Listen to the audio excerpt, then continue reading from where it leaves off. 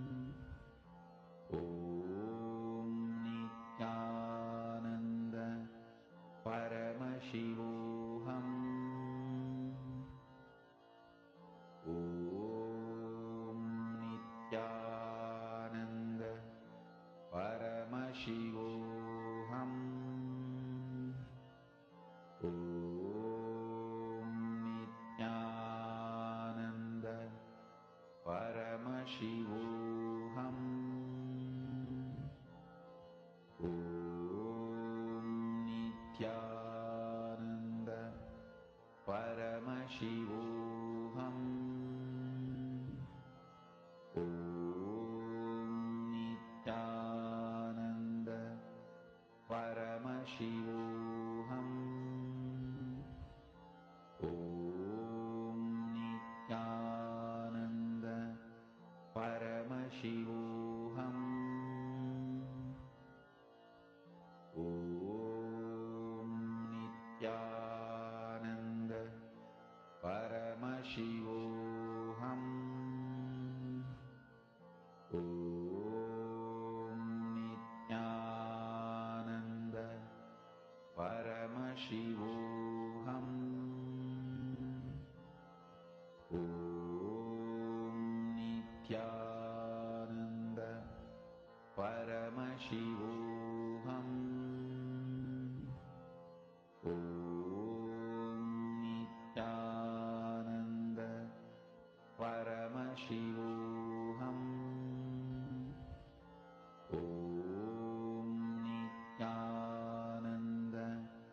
Paramashivoham. Om Nithyananda Paramashivoham. Om Nithyananda Paramashivoham. Om Nithyananda Paramashivoham. Om Nithyananda Paramashivoham. Om Nithyananda Paramashivoham. Om Nithyananda Paramashivoham. Om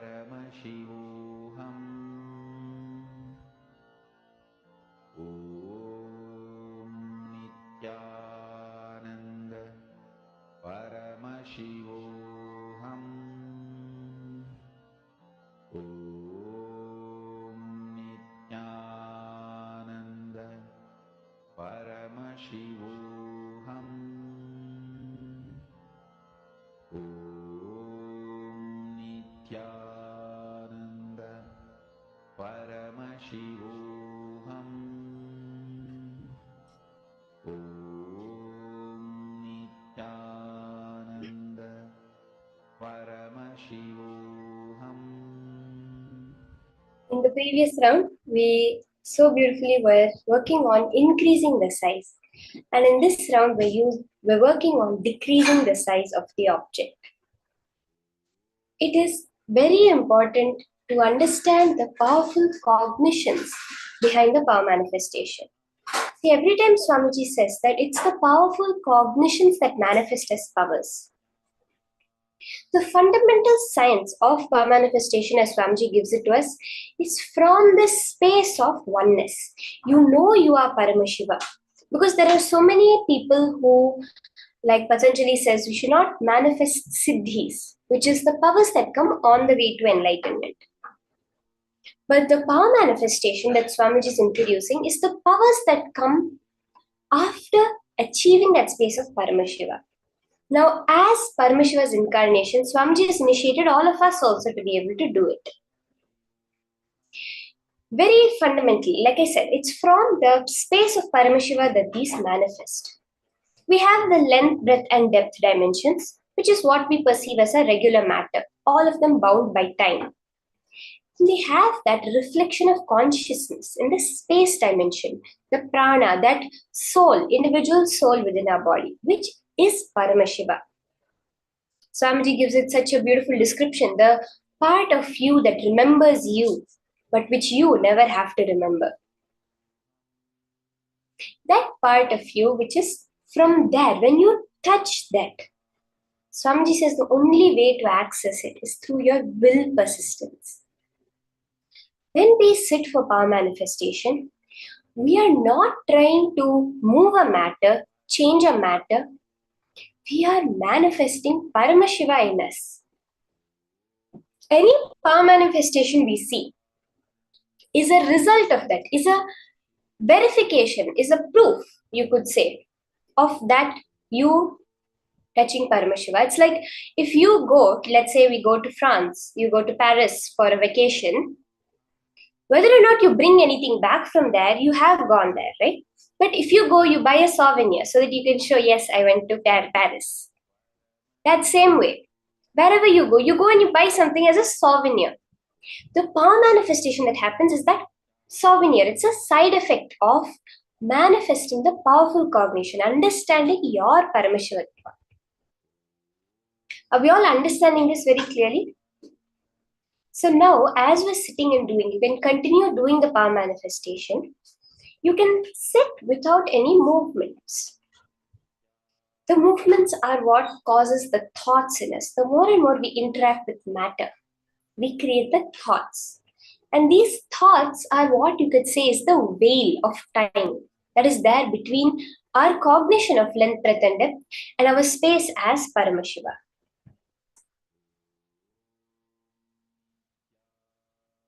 So now, as you are sitting, just intensely connect to Swamiji. Let whatever you can cognize as your awareness, your mind, your being, your life, let it all be focused on becoming Swamiji. Swamiji is that manifestation of us, our super consciousness who has come to remind us that we are super consciousness. Sit as Swamiji, as Paramashiva, as any of your Ishta Devata. That powerful blessings we just got from Swamiji, manifest that. All these power manifestations are directly related, directly proportional to your real life. When we did the Mahima power, when the size increase of an object by 1 centimeter, it reflects as you knowing that you have the ability to increase the money in your bank. When you do now doing the power of Anima, that reduction of 1 centimeter in the size gives you that possibility. Yes, I know I can reduce the amount of loans I have. I can remove, I can make it disappear itself. That is how we should approach power manifestation.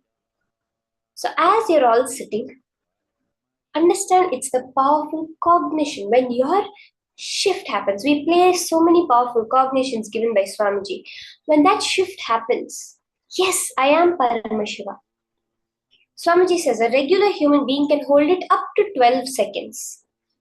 If we hold it even for 21 seconds, that click, that wow, when you suddenly see a huge mountain, for that few milliseconds, microseconds, your brain is completely blank. We say it's awe-inspiring. You're speechless. That is when you're touching Paramashiva. When the red screen first opens and you see Swamiji, you have no words to describe it. If you're able to hold that space for just 21 seconds, you go beyond the space of returning, you are enlightened. For power manifestation, Swamiji says 9 seconds being able to hold it is enough. And Swamiji says we all have the possibility to easily hold it for 12 seconds.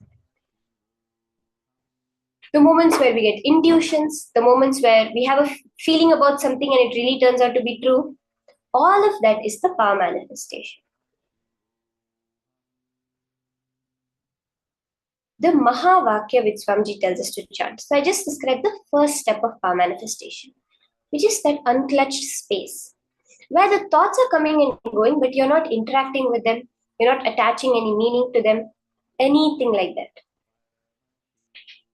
The next space, the next state, which is the Mahā Vakya chanting, where you have that constant Mahā Vakya's vibration. Swamiji beautifully describes when Ram Surat Kumar had blown the smoke on his face, he went into a state where everything was happening in front of him, but there was no audio. Only the Mahā Vakya repeating. That Mahā Vakya repeating, it's that sound, that vibration which has the possibility, that capability to suck up any other chatter happening, whether it's the inner chatter or the outside sounds. It is the vibration that increases your frequency to that of Paramashiva. Swamiji says, wherever the Mahavakya is chanted, I am physically there. So chant the Mahavakya intensely.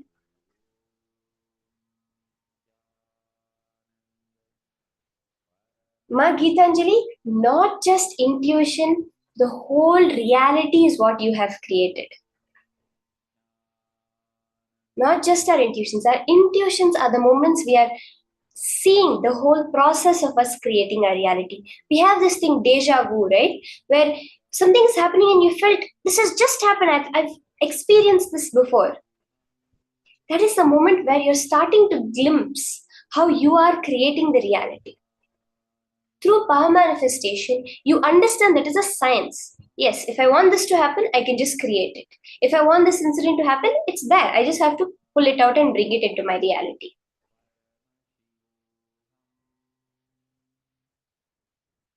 So you can keep the object and literally forget that there's an object. See, you make a will. Your will has so much power. Now your reality is being created only because of your will. Whether you're seeing me talk, whether you're having Paramashiva's darshan, Swamiji's darshan, you're seeing the Pattabhishekam of Sundareshwara, or you're having some kids running around, you're having someone calling you, your boss calling you, all of that is your manifestation. That is all created from your will only. When you make the will now to change a small size of a small object, it will happen. You have to now establish yourself on Paramashiva. Not constantly going back, oh, is it changed? Has it not changed? No. The space we want to manifest Paramashiva. Whatever comes out there as a manifestation is just a verification of that. It's just a byproduct of that.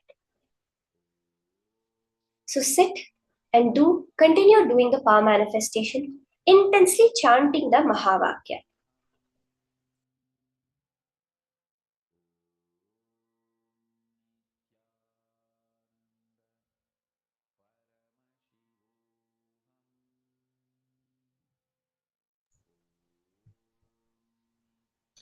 More and more, just connect to Swamiji.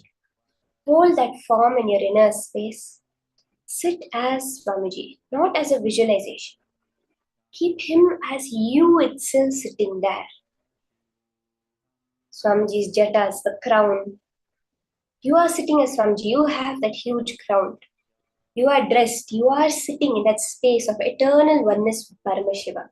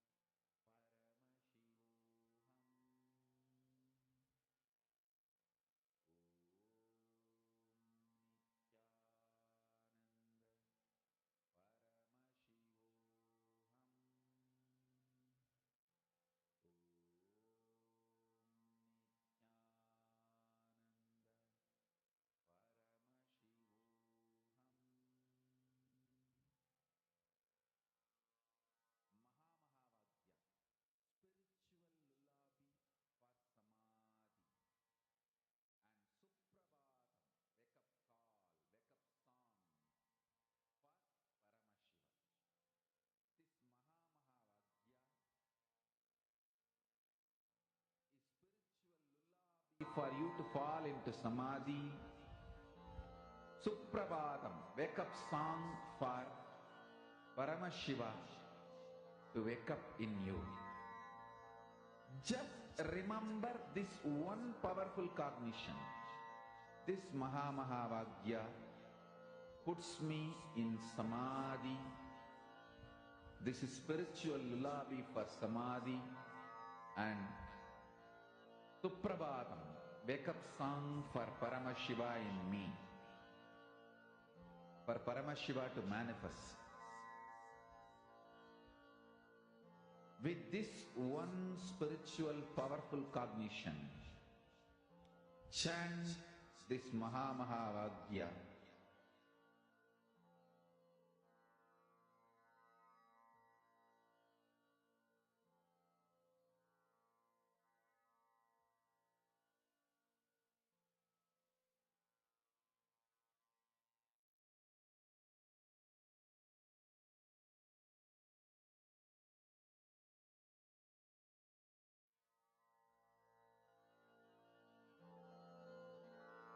Mahavagya, spiritual lullaby for samadhi. And Suprabhatam, wake up call, wake up song for Paramashiva. For Paramashiva to manifest. With this one spiritual powerful cognition, chant this Mahavagya. Om Nithyananda Paramashivoham. Om Nithyananda Paramashivoham.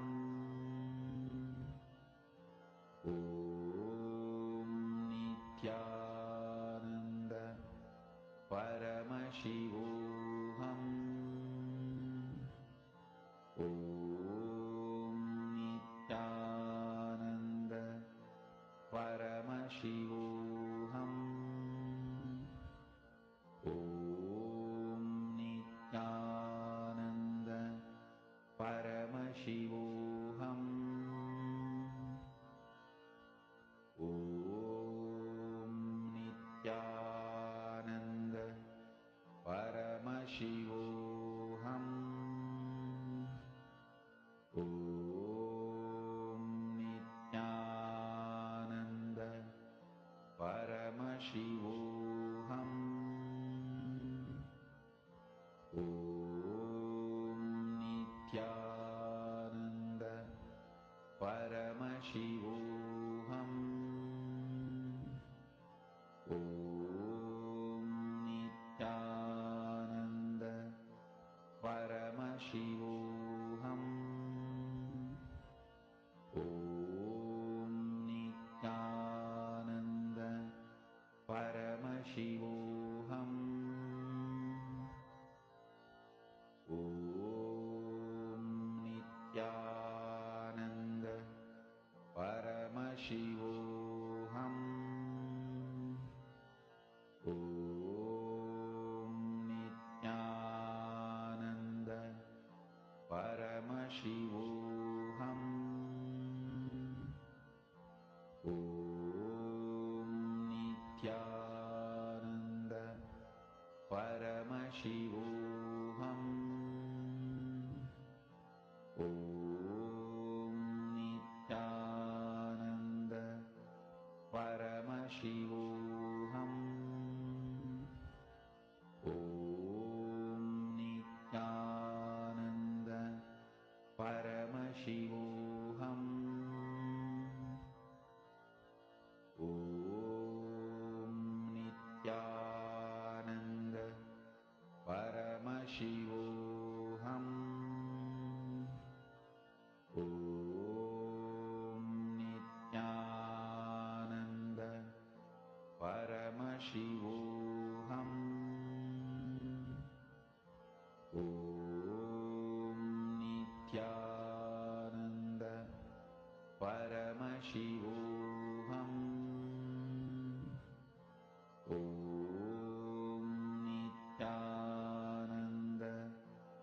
Paramashivoham.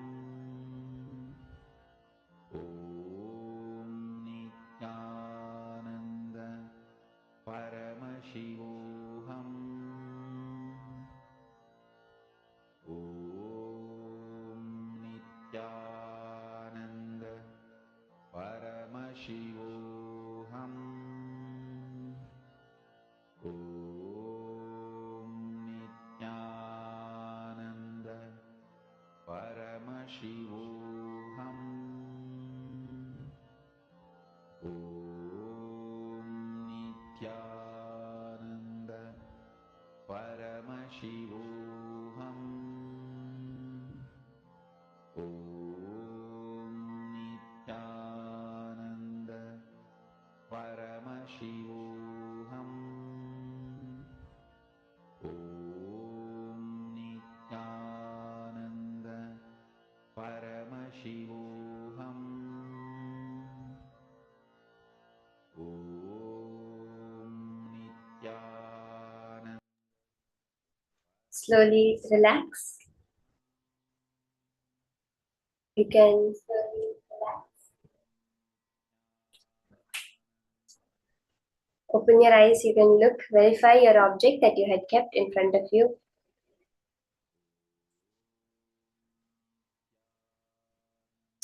Check back whatever changes have happened in the objects that you had kept. The color, the size that has changed, anything like that. Whatever it is, you can measure it. More than that, share how you were able to experience yourself as Swamiji. How much were you able to connect to Paramashiva? What is that experience that you had? The next session is a very, very exciting session. This is such a beautiful technique, truth that Swamiji has revealed, which is so simple to do, but so powerful. That is practicing the presence of God. At every moment, how you can bring Paramashiva's presence over there. Let's now listen to these truths from Swamiji himself.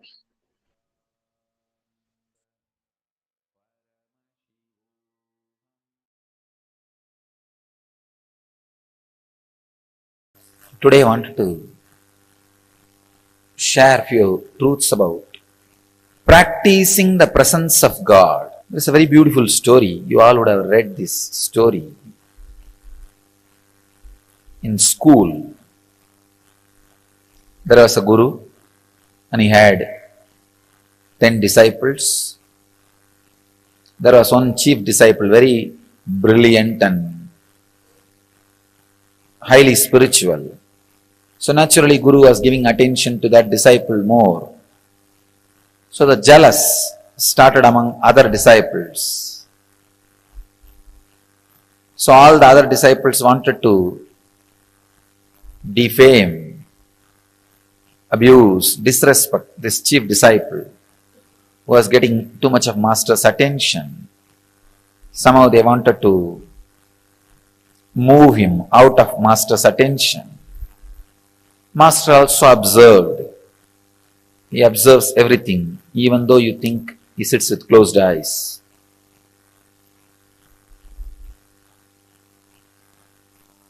He observed what goes on, all the absurdity which goes on when he is with closed eyes, or when people think he is with closed eyes.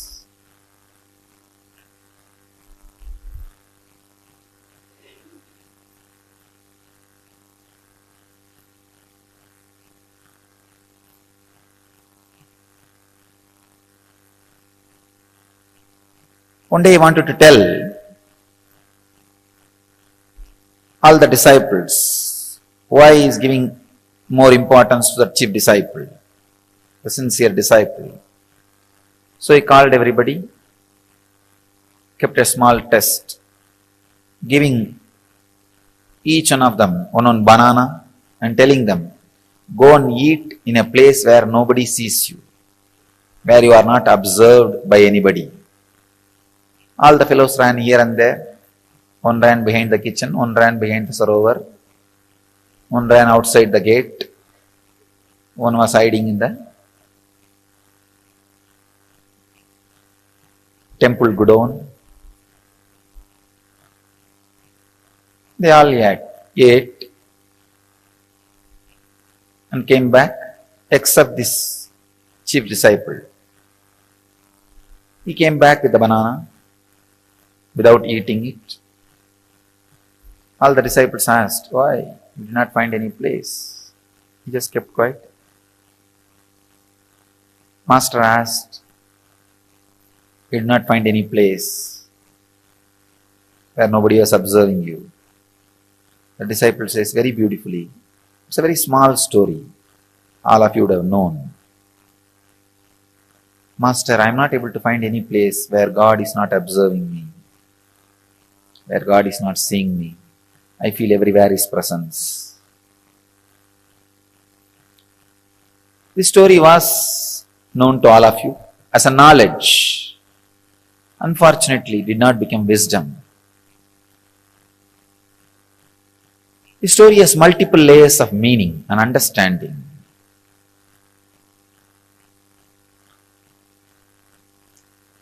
First thing, there is no shortcut for spirituality. There is no shortcut for enlightenment. There is no technique for enlightenment. Technique means shortcut. There is no shortcut. You have to iron out your 24 hours with a clear understanding of practicing the presence of God in your body, mind, actions, in everything. That clear, intense awareness has to be imbibed.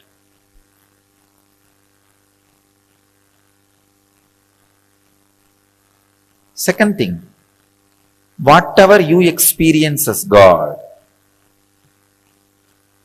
when you experience me, some will have 30% fear and 30% love, 30% confused emotions. Some will have maybe 50% fear, 40% confused emotions. Some will have 100% fear. Some will have 100% love, no fear. Different ways you will be experiencing the Guru.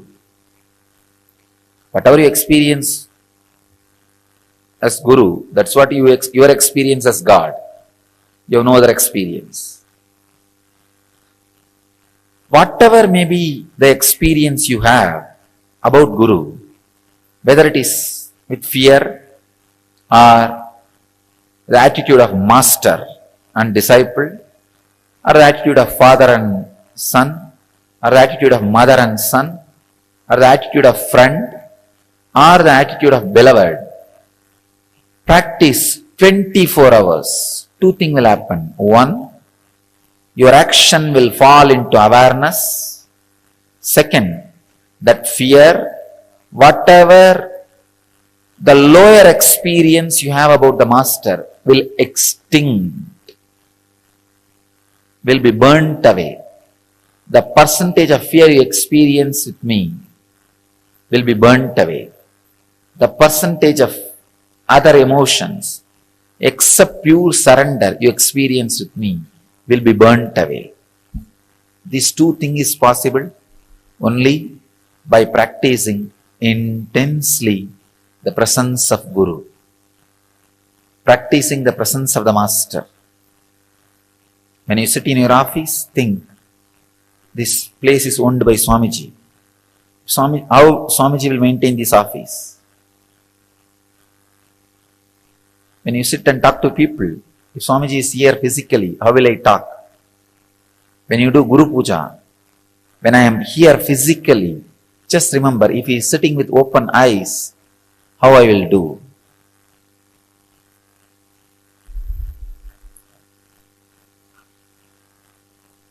Practicing the presence is the only way. Is the only way. Only way. Your arrogant, egoistic logic can go on justifying, no, there is some other technique. Or you can go on postponing with it. That is what I call hypocritic loopholes. The air hole, air bubble in the copper wire will not allow the copper wire to be a conductor. Electricity will never flow. Same way, the hypocrisy between the relationship. When you practice my presence, the hypocrisy you handle, you have it, it's like air bubble, will not allow the guru-disciple relationship to happen, will never, the presence will permeate, penetrate you. Practicing the presence with tremendous respect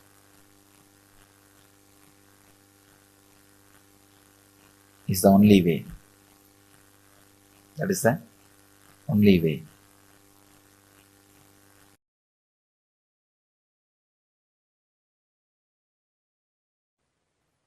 Understand, this initiation, this Shaktipada is the purpose of my existence, to give you this Shaktipada only. I exist and I come here and sit again and again every day.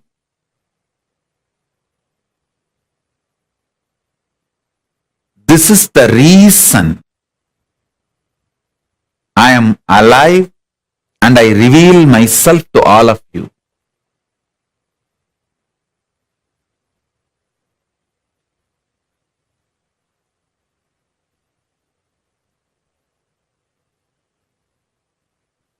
I sincerely bless all of you as living manifestation of Paramashiva, as Paramashiva. I bless you all and initiate all of you. Whoever decides to trust my revelation about me as Paramashiva,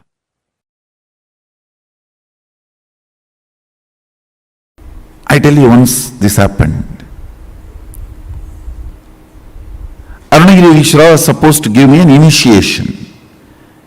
He told me that it's a ritualistic initiation, so prepare formally.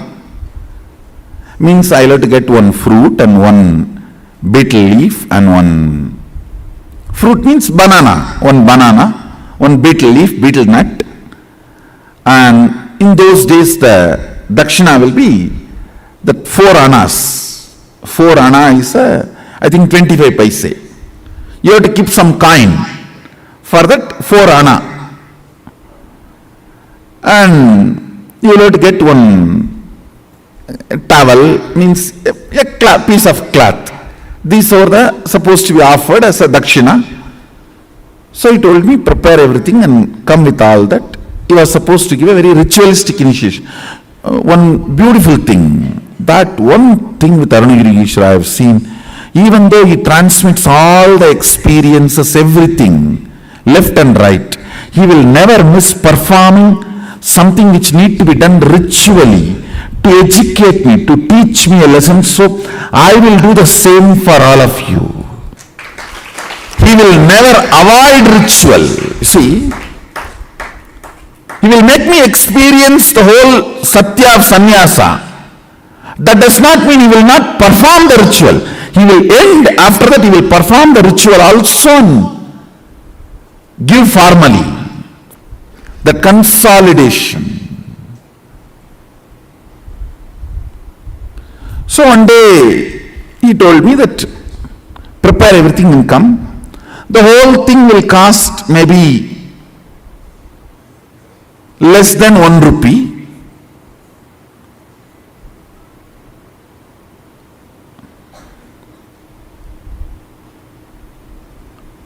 Because the towel, already I had one towel, means that angavastram.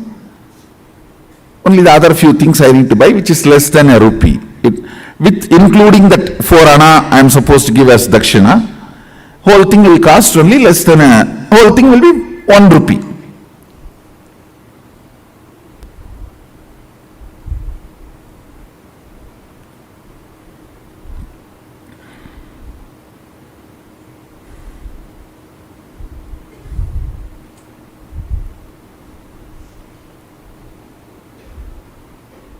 I went to my grandfather. He's the funder usually for all my rituals and all the expenses. I went to him and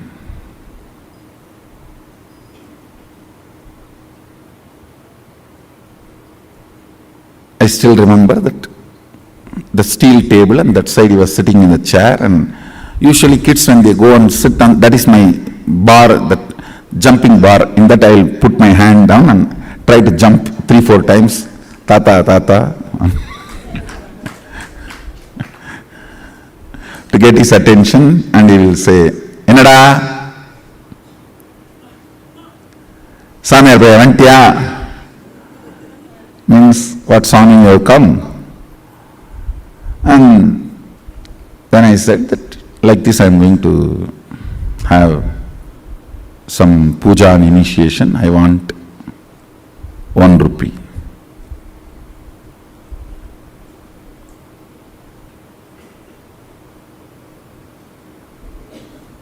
He will not usually handle the cash, so he will look at the cashier, will be just sitting next to him. He will look at him, and in the eyes itself they have a signal how much to give and all that. And by now I had already studied the signal. If he just shows through the eye, only what I ask will be given. If he shows with a little smile also, then little more than what I ask will be given. All that signal now I studied. And if you stand on the table and jump few more time and nacharchify, in the Tamil it is nacharchify, means nagging, little nagging. Tata, innuvanu tata, tata, innuvanu tata. Means if you stand and nag, nacharchify, you will get 1 more coin or 2 more coin. And he told me that by the time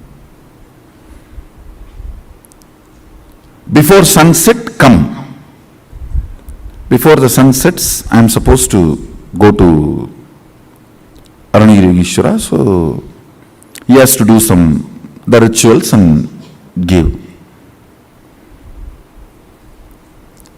I know now sun is going to set, I need to run. But I was standing there nacharchifying.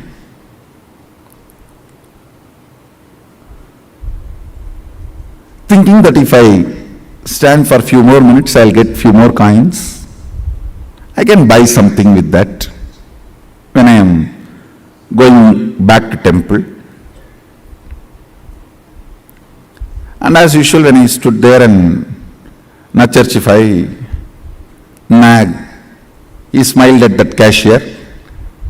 That fellow, Ayyo Baba, I have not seen a person like this. He will count such a way almost that he will tear that note, or almost half of the weight of that coin will go away the way he rubs.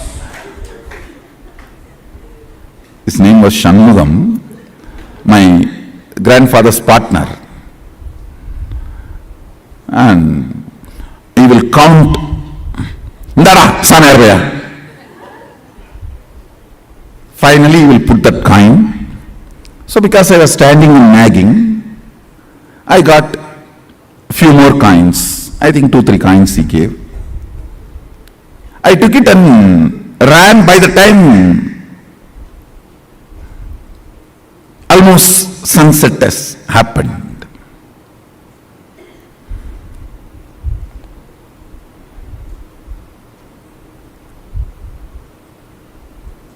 By the time I ran to him with all the things, almost sunset has happened, and listen now is the real thing.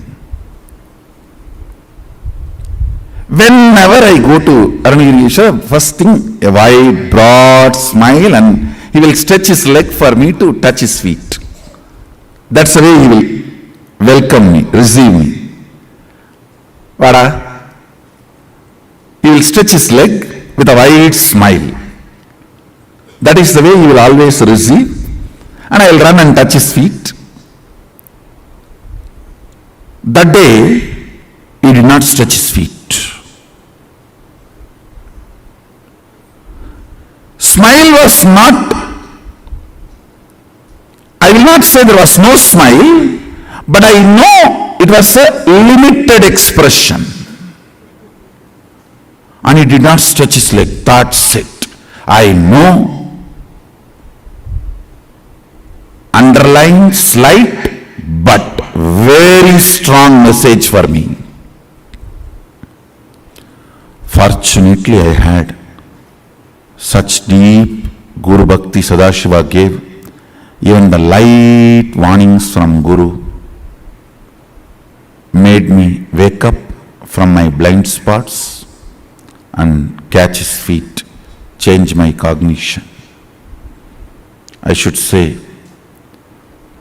that's the biggest right thing, which is much more important than the initiation from Guru, which lifted me and made me experience oneness with him.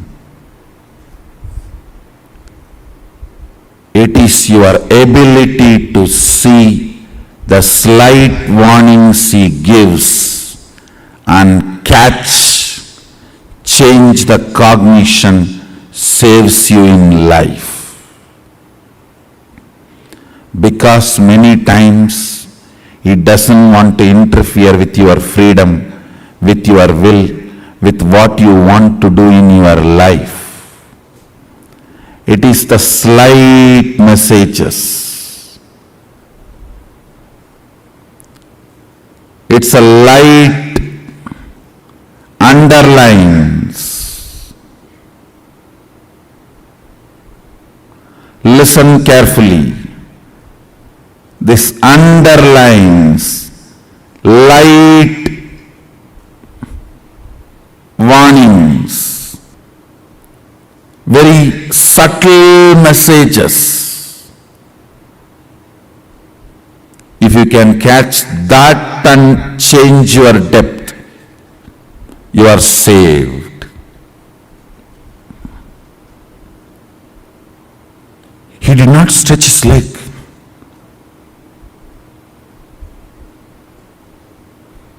That is enough to shake me. I ran and just held his feet and said, Swami, mannich late aayirchi. Tappu pannitane. Means forgive me. God delayed. I made a mistake. He said in Tamil very beautifully,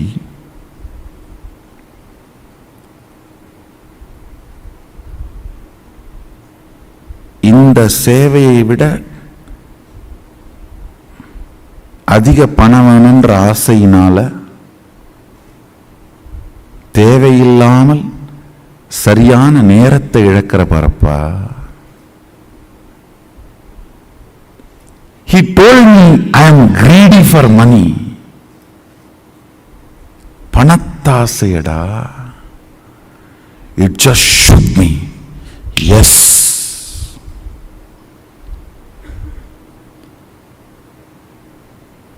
Because for initiation, I'll try to repeat the whole conversation. See, for initiation I need only 1 rupee.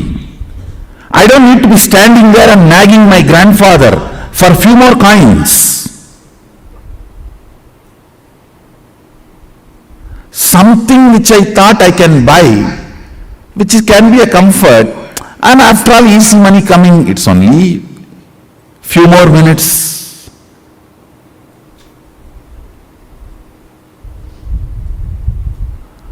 That casualness,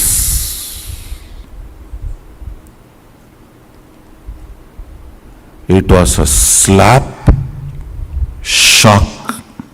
I just woke up. Oh God, just these few coins.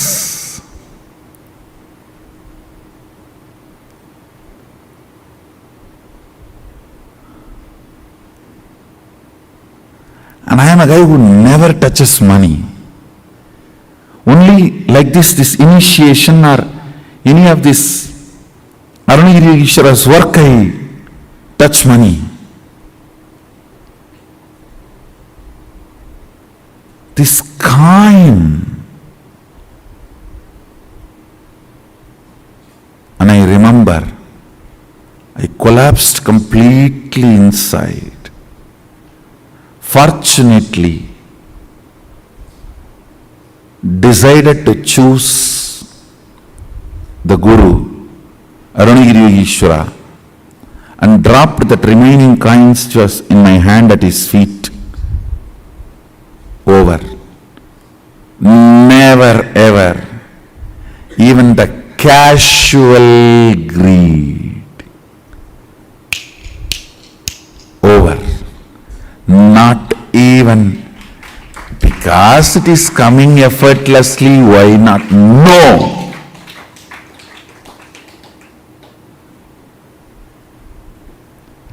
I should not even use the word greed. Even that casualness. If it is there, we can buy something. Even that cannot keep me away from my Guru.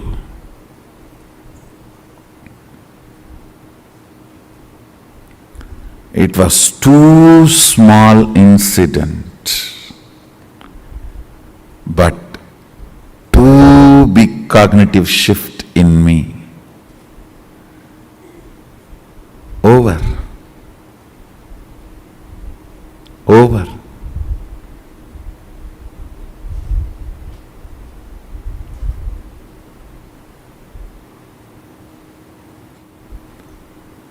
There are some messages which you cannot directly tell. If you directly tell, it will look like, oh, am I wrong? Is it wrong?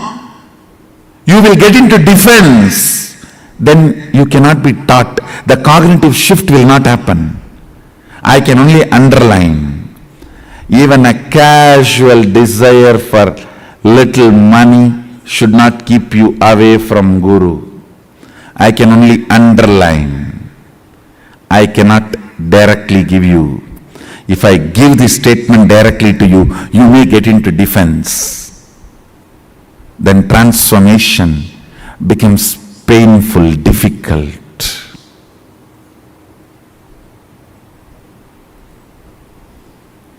Sometimes things need to be very subtly told. You need to catch it.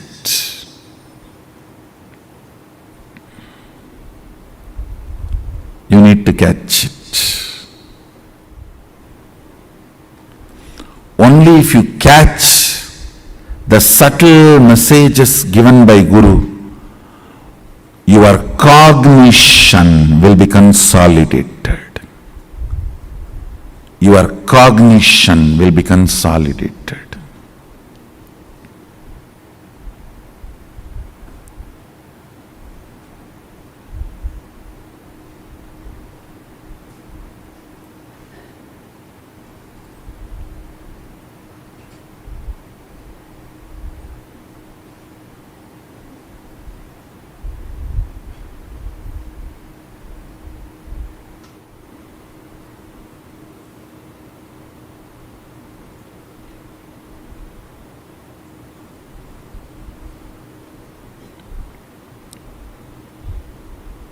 I'm just waiting, seeing whether for whom I am giving this subtle message, are they catching it or playfully missing it?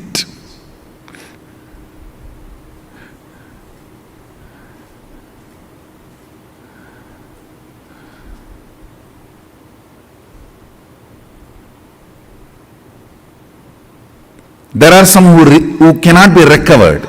They are doomed. When I say the name, you are doomed. You can't be recovered. You are going to be drowning. So as an evidence, I am leaving this name. You are not going to save yourself. Only when you are not going to save yourself, I tell your name. If you are going to save yourself, I don't tell your name. I only send a message. And see whether you are going to catch it or going to be playing, missing it.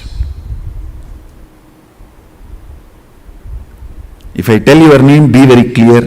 Don't take this as good sign. If I tell your name, don't think, oh, Swamiji told my name directly and advice. Praising is different. Sometimes I tell your name and praise, that is different. During the advice, if I tell your name, be very clear. I am leaving the evidence for the future to tell, even after Swamiji told he did not listen.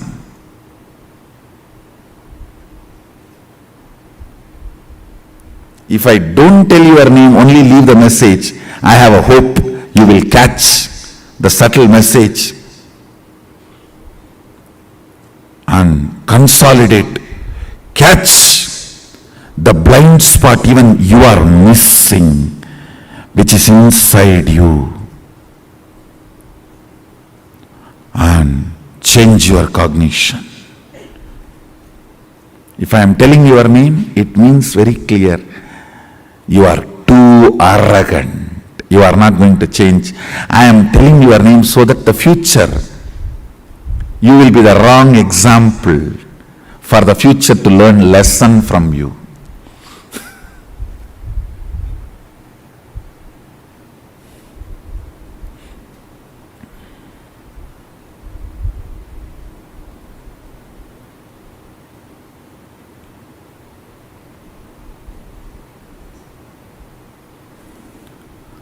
Cognitions matter.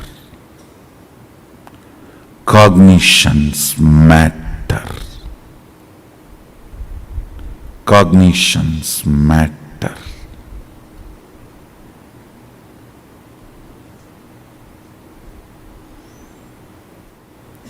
Do you know the funny thing? Next, what happened when I collapsed at his feet? Dropping the coins.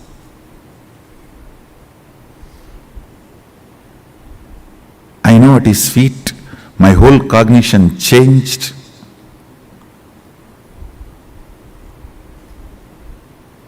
I was completely new.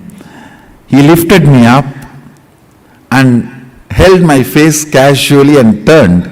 I saw the sun is back. Sun was back. No sunset.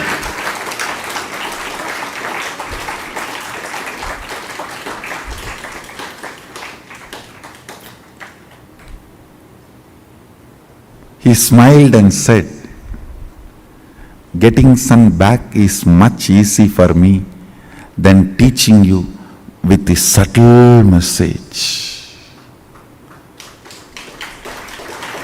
This was more difficult. The moment you become defensive with Guru, it is spiritual suicide. You are done. Nothing can be done after that. Sometimes if Guru tells directly, you get into defensive with Guru. Over. Bye.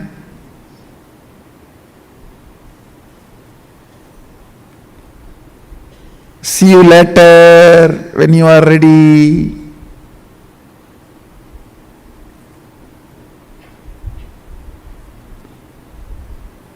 Understand?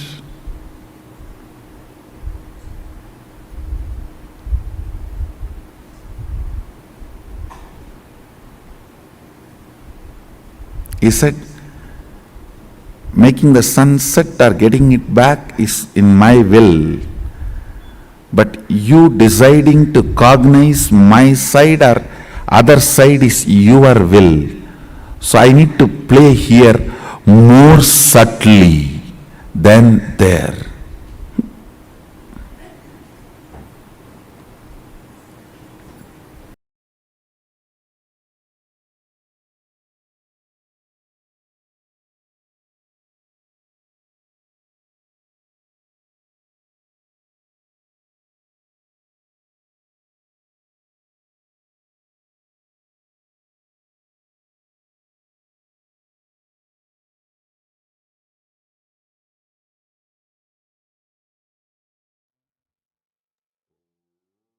The subtle lessons that the Guru shows us, hints towards our blind spots. Just if we catch it, we will be saved from even the biggest of patterns that we are stuck with. Just catching the subtle hints that the Master gives us. What did each of you understand with this?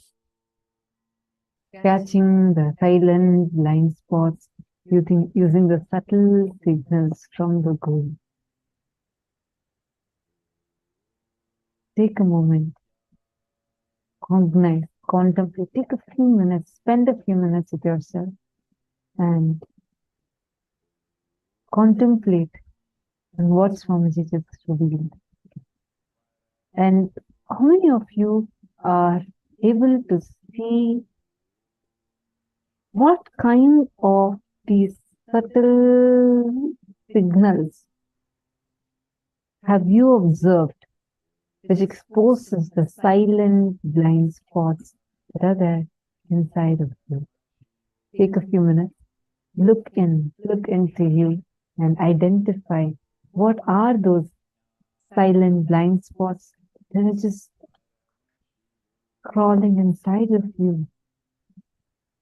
Actually, many times, even we will not know what are these subtle blind spots. These silent blind spots means you don't know it exists in you, but it exists in you and it is making you it is making you take decisions, all of these from this space. Many times we think, oh, it's just not there. Swamiji is beyond any patterns, any incompletions. Like there's nothing. Swamiji is an avatar. But why did Swamiji reiterate on this one thing so much? Just Swamiji getting, he didn't even it was not even any greed or anything, like Swamiji said. But Swamiji is teaching all of us a very, very important lesson through this. How we need to catch the silent blind spots, means even we don't know it exists in us, but it exists in us and it influences our decisions by sitting inside of us. How many of you are able to catch your silent blind spots? Sometimes it will be like, always you'll feel it's very normal. You just don't like to, maybe go out and do something. It's very normal. You don't like to talk to certain people. It may look very normal for you, but it is a blind spot sitting inside of you, influencing your decisions. How many of you are able to recollect or identify some of these blind spots? Can I request all of you to post in the chat? How many of you are able to identify these blind spots inside of you?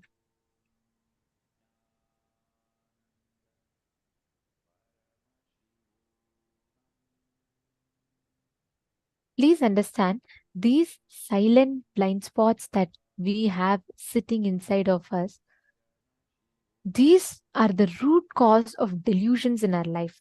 As long as we have these silent blind spots, we are continuously entertaining only delusions in our life.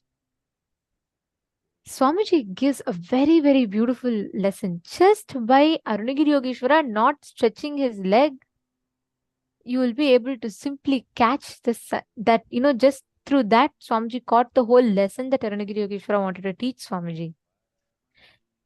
Practicing the presence of God is in multiple ways you can experience this. I had shared with you all about the story of Swamiji going around the circumambulation of the hill, right?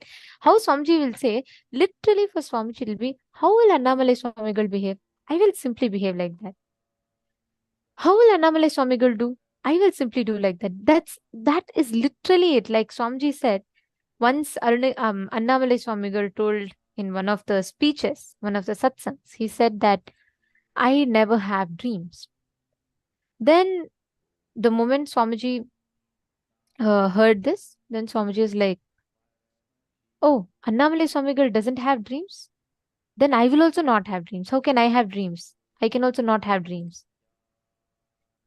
The moment Swamiji heard this, the moment Swamiji heard Annamalai Swamigal tell, then that day when Swamiji was sleeping, Swamiji saw that dreams that had coming in Swamiji. Even in Swamiji's dream, Swamiji went and told himself, stop, I cannot have dream. Annamalai Swamigal does not have dream. I cannot have dream.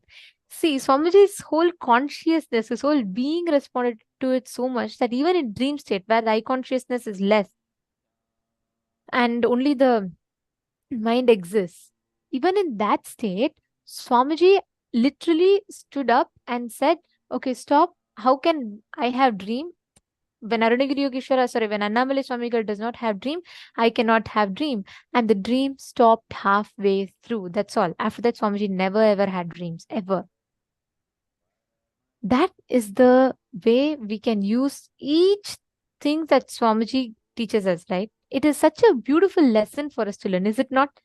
The way Swamiji tells us, when Swamiji tells, it is simple integrity, simple, straightforward living. That's all. Tatiana Hughes is saying, yes, there are some of them. Understand, all of us have these silent blind spots inside of us. It sits inside of us and affects so many of our decision-making capabilities, like so many decisions that we make is affected by the silent blind spots. Because even we are not conscious. Even we don't know what decision we are making, why we are making it a certain way. But Tatiana Hughes is asking, Ma, what if we have dream with Guru? Ma, please understand, all dreams are incompletions. If you have Swamiji coming in your dream, and when you wake up, if you're able to remember it in color, it is vision. Swamiji tells, if you're able to recollect your dream, if you saw the dream in color, it's a vision, it's not a dream.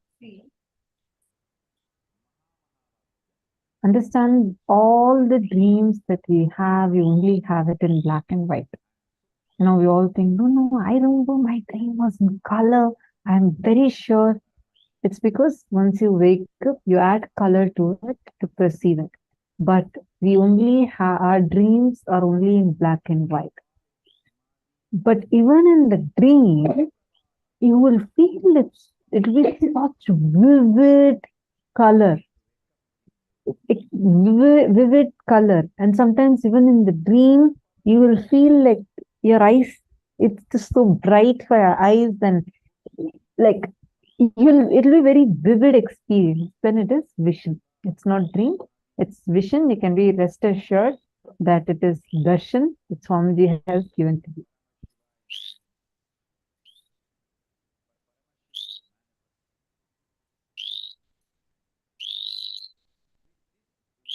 Suma, now all of us need to do just one thing. We all need to look back and catch those blind spots inside of us. And secondly, choose the way how you are going to practice the presence of God. It could be anything. You can just say, how will Swamiji respond? If Swamiji is here, will I do this? Each of us have so many different ways through which you can have that practicing the presence of God. Just keeping Atmalinga, feeding the Atmalinga, living with Atmalinga will make you so friendly, complete inside of you. Every time, whenever you need any decision making, any crisis you are in, just do this simple thing. It will give you so much of a courage and strength. Pen down just 5 aspects of your life where you're going to be working with this technique. Where Swamiji tells, how will Arunagiri Yogeshwara behave? How will Annamalai Swamigal behave? I will do the same way. How will he get angry? No. Will he get afraid? No. Then I'll also not get afraid. Here we have a living avatar with us. All we need to do is just that. How will Swamiji behave? Will Swamiji ever get irritated? Will Swamiji ever get afraid? Of course not. Then I will also not get afraid. Just pen down 5 aspects of your life where you want to apply this truth. Just 5. Please take a few minutes and pen down.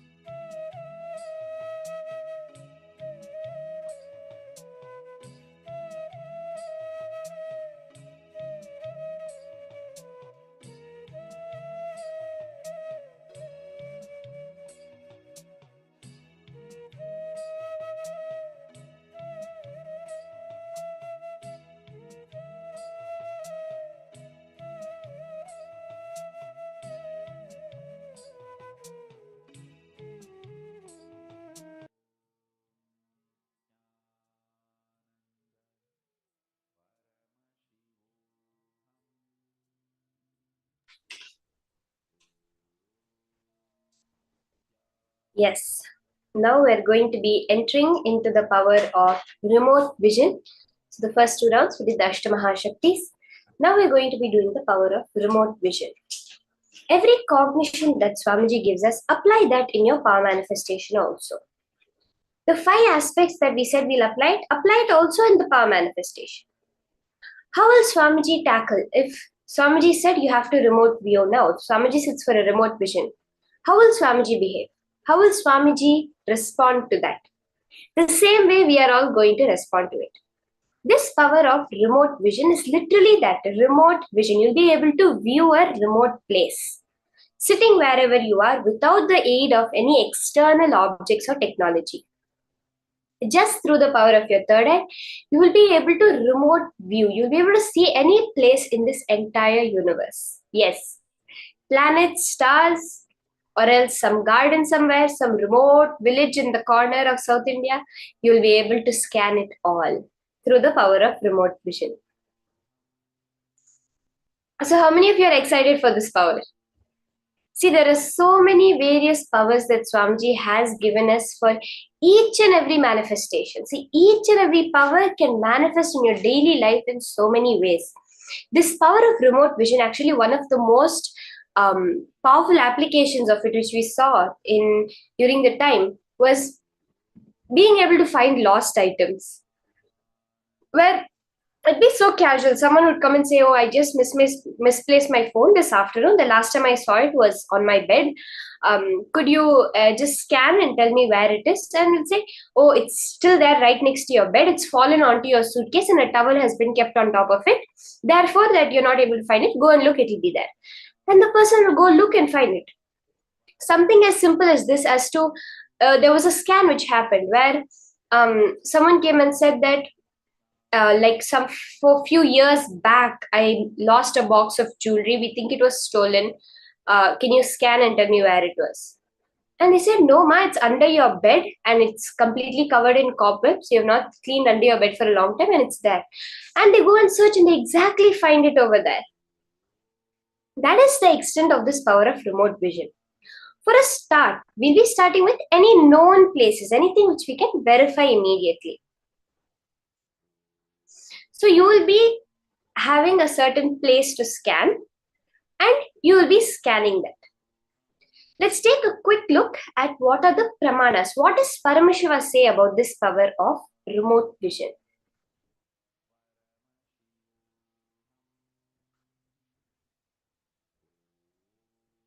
So the Shastra Pramana for the power of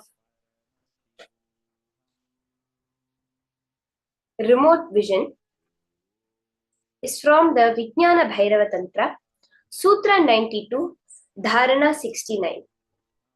Vyomakaram swamatmanam dhyayed digbhiranavritam nirashraya chitish shaktihi swarupam darshayet tada.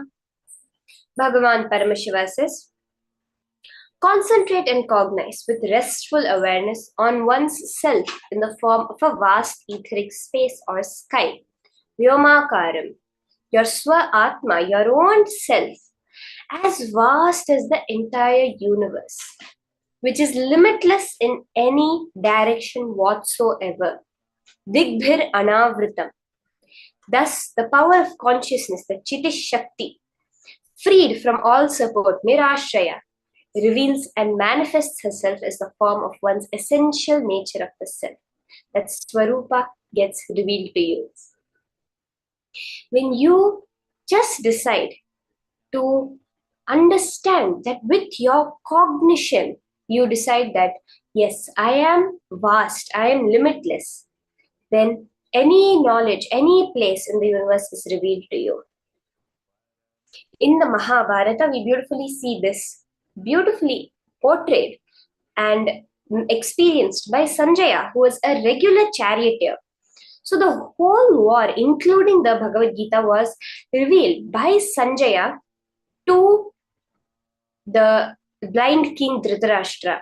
So by the Guru, by Rishi Vedavyasa, Sanjaya is initiated into the power of the remote vision, and sitting inside the palace, he's able to narrate in complete detail, including what's happening in the minds of the people that are on the war field, to the king.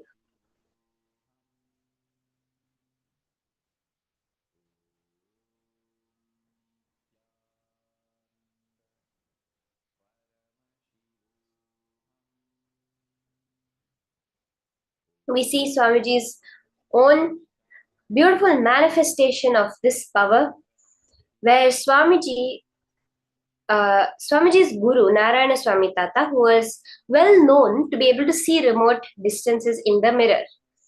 So one day a senior police officer came to Narayana Swami Tata, including till today, Narayana Swami Tata's picture is there in the police department. So they came to ask Narayana Swami Tata that we were looking for a thief for the last week or so. We're not able to find him. Could you please help? And this was a regular occurrence. But then Narayana Swami Tata did something different this time. He told Swamiji, you scan. He told the young Supreme Pontiff of Hinduism, he told Swamiji, you scan it and tell. Not only did Swamiji scan the whereabouts, he showed the whereabouts of that thief to the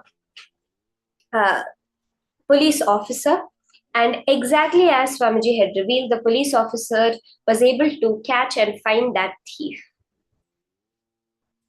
Now all of us are also going to manifest exactly this power manifestation. So you're going to connect to a partner in this first round. Can I request all the participants to start with connecting to a partner? Either you can connect to someone who's there on your own, on your place. If you're watching us live on YouTube or on Facebook, you can connect to any friends, family, any beings who are there around you to do this power manifestation. And if you're inside the Zooms, you can connect to the other participants who are there. So let's all connect to a partner for this round of manifestation.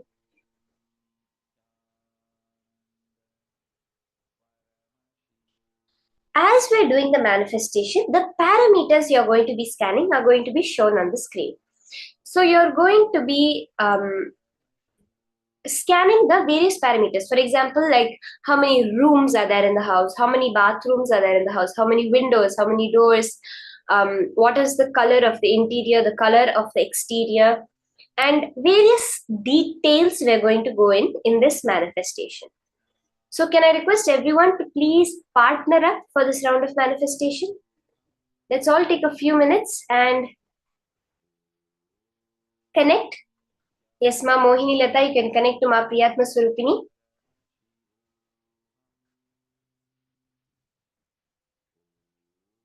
Let's all connect to our partners. We're going to do this with a partner, this whole manifestation.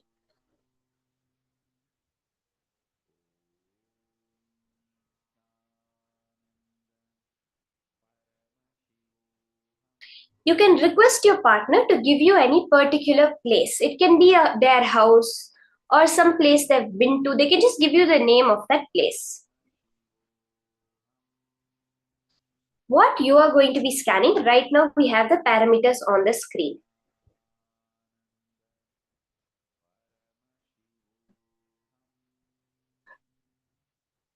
You're going to be scanning the number of bedrooms, number of bathrooms, whether it's furnished, unfurnished, semi-furnished, what's the layout of the living room, the wall material, the colors, type of furnitures,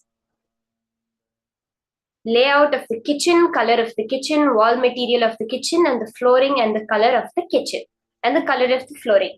So let's scan these parameters. These are the details that we all want to scan. So as we are manifesting, as we are doing, let's go into the subtlest of details. The more and more you go into the details, Swamiji says, Paramashiva resides in detail. When you go into that details and reveal, you'll see how that confidence that yes, Paramashiva is manifesting happens in you. You're literally able to see the colors, the material. We had an incident where a Nithyananda Yogam participant was scanning, was able to see the make of the table that was printed on the right hand corner underneath in tiny font. He was able to scan the make of the table. That is the level to which the whole power manifestation will go. Yes, I see more people partnering up.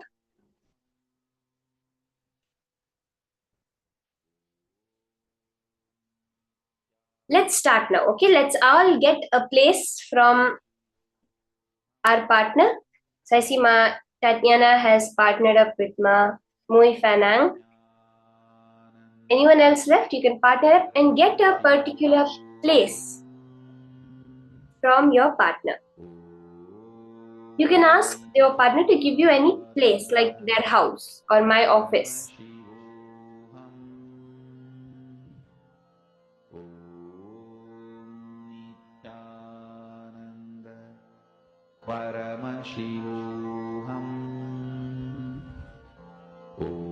Once you have gotten the place, you will be scanning the various parameters that are now projected on screen to you.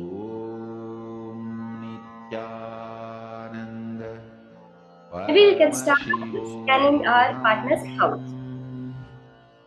So you can scan your partner's house where they are living. Scan the number of bedrooms in their house, number of bathrooms in their house.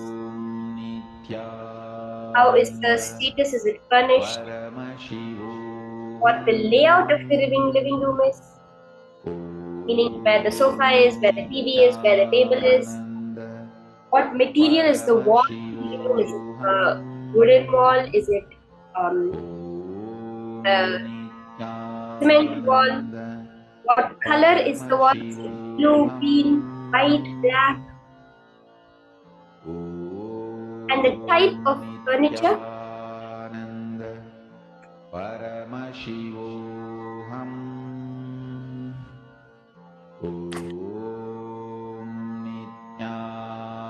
Whether they have a huge L sofa, two tiny couches, only chairs, no couches, or they have a bed in their living room. It can be anything, just to be in whatever comes to your third eye.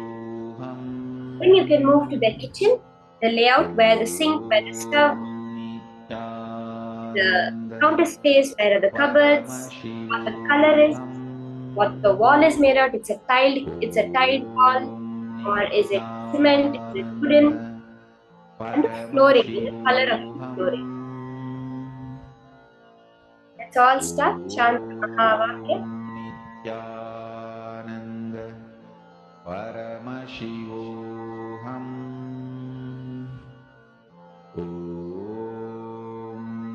Nithyananda Paramashivoham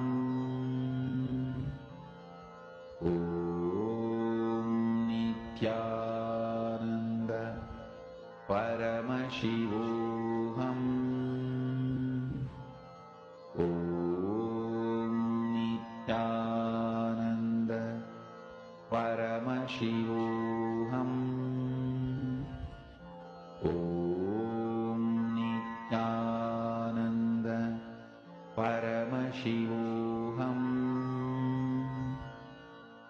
Nithyananda Paramashivoham Nithyananda Paramashivoham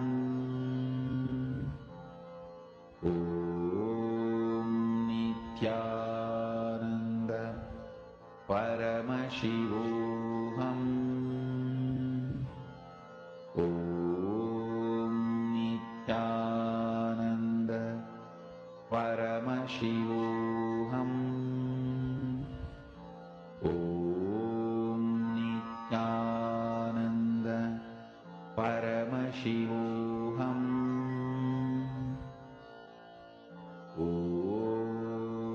Nithyananda Paramashivoham Nithyananda Paramashivoham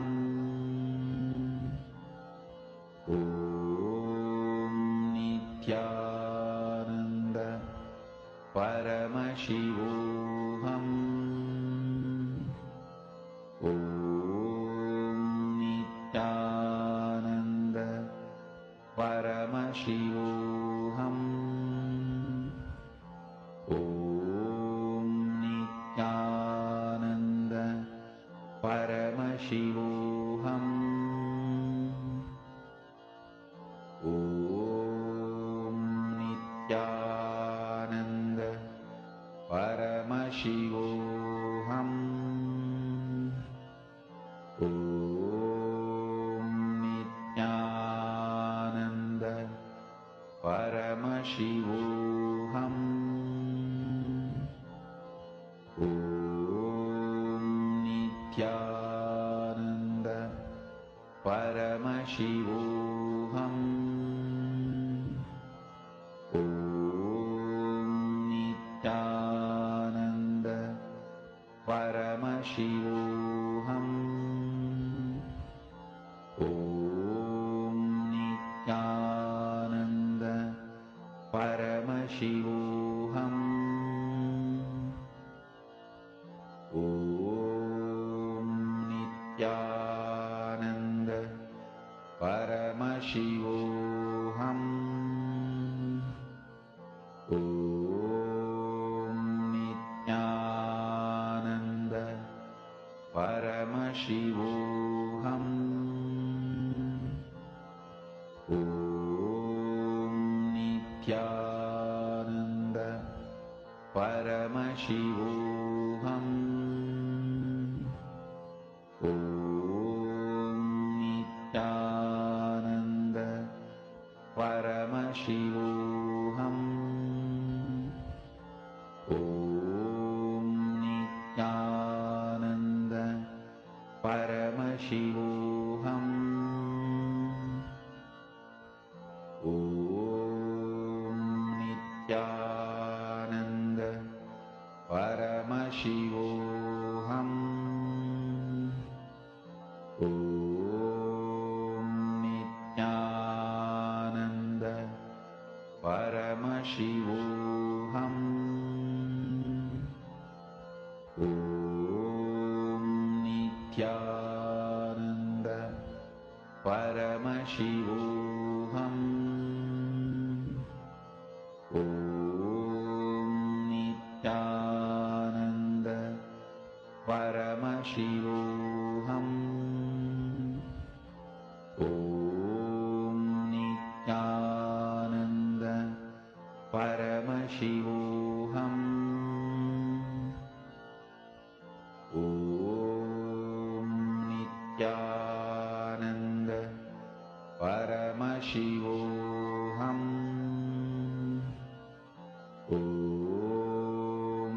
As you're doing the manifestation, you can start sharing with your partner also what you're hearing in your third eye. Just directly, you can just tell your partner, this is what I'm seeing, it's what Paramashiva is showing me. Again and again, establishing yourself that on Paramashiva is manifesting. I am not doing anything over here. Only Paramashiva who is manifesting. Whatever comes, whatever he tells me, he will be liberated and authentic towards revealing that. That's all. Nithyananda Paramashivoham. Om Nithyananda Paramashivoham. Om Nithyananda Paramashivoham. Om Nithyananda Paramashivoham. Om Nithyananda Paramashivoham. Om Nithyananda Paramashivoham. Om Nithyananda Paramashivoham. Om Nithyananda Paramashivoham. Om Nithyananda Paramashivoham. Om Nithyananda Paramashivoham. Om Nithyananda Paramashivoham.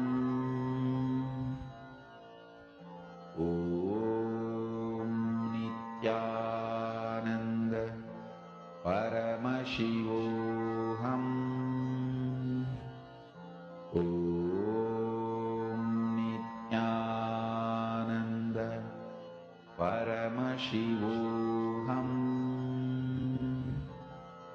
Om Nithyananda Paramashivoham.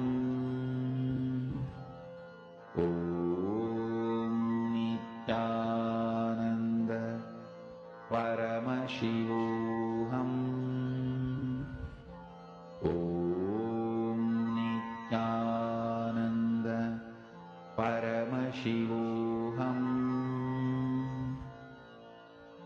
Om Nithyananda Let's all verify with our partners whatever Paramashiva revealed to us. And if you manifested, you can always post how the manifestation happened for you. How did Paramashiva reveal himself to you today? It's about catching the small manifestations we have in life, which makes us see how life is a manifestation. Many times we miss even the small things that happen. You said something and it just happened. Or you thought something and immediately it happened. Or else you were thinking about someone in the morning, in the evening they called you. These are the subtle manifestations. You would have casually said something, but it'll just happen exactly like you said it. Or else something would be there, you would have mentioned about it, and when you go there, you'll see it's exactly the same. These are the manifestations. Even now, as we're doing the power manifestation, even if you got one word correct, understand Paramashiva has manifested out of the millions of types of houses, the millions of colors that are there. You got it. That is manifestation.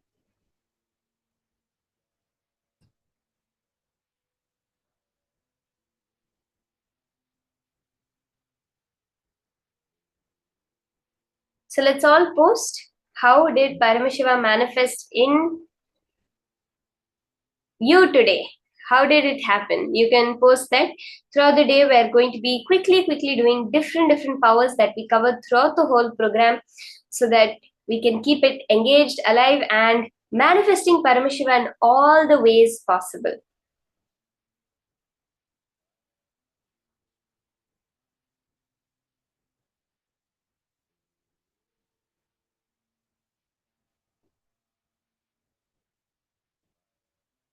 Okay, I see Ma Mohini Lata manifested. That's awesome, Ma. You are scanning Ma Priyatma Surupini's house and you got it exactly right. That is awesome. See, when one person manifests, that's the space of entanglement.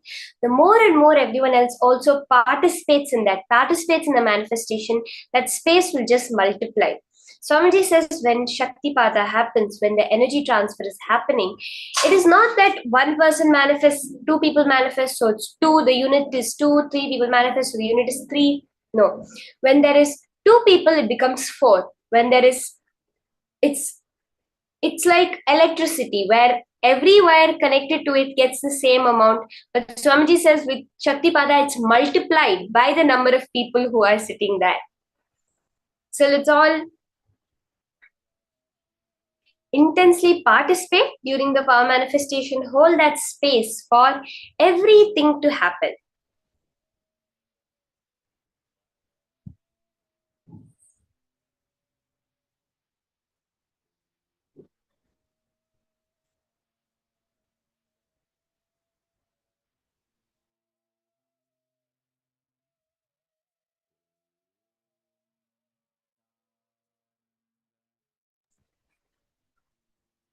Now, we're going to be entering into the next powerful session from Swamiji.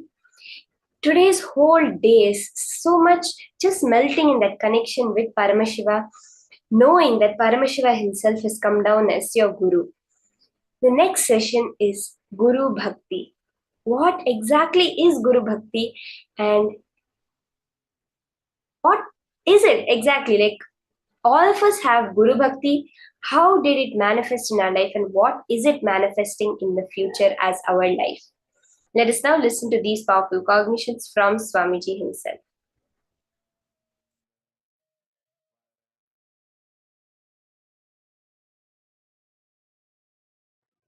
Whenever you fall for someone, you are in deeply love with that person. The human being, the person for whom you fall for, you are in love. That person takes you for granted. You feel the other person for whom you have fallen is not loving you so much as you feel for him or her. Listen. Whenever you fall for someone, you always feel the other person for whom you have fallen, that person takes you for granted, and that person does not love you, have feelings to the same level you have. Sometimes this is the way you feel, sometimes this is truth also. With ordinary human beings, this is the way love is acted, reacted, given, received, reciprocated. This is the way the love flows with ordinary human beings. With the divine, with Paramashiva, the logic of love is totally different. Listen. When you love me, when you fall for me, first thing, I raise you. Second, I shower life energy in you. When I shower life energy in you, your consciousness is the most superior asset, wealth, property for you and for the world. Listen carefully.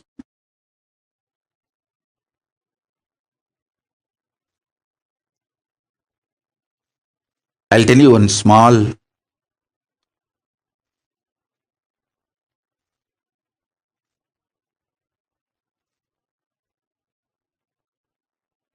very sweet, intimate happened between me and my Guru Arunagiri Yogeshwara. I carried food for him one day, and he was eating. Few food parts fell from his mouth with his saliva by mistake when he was eating with the hand. I just took that. He thought I am cleaning it up and I may throw it away, but I did not throw it away. I just put it in my mouth. Prasada. The Guru Uchishtam. Guru Prasada.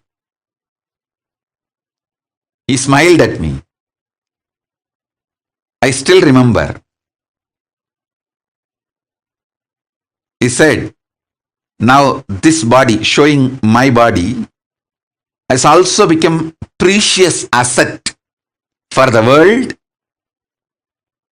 It will do a lot of good. In Hindu tradition, the Guru Uchishta, the food partaken by the Guru Prasada, is sacred, very sacred. Guru Padodaka means the water with which Guru's feet is washed. The food which Guru has partaken, Guru Uchishta, Guru Padodaka, is highly sacred in Hindu tradition.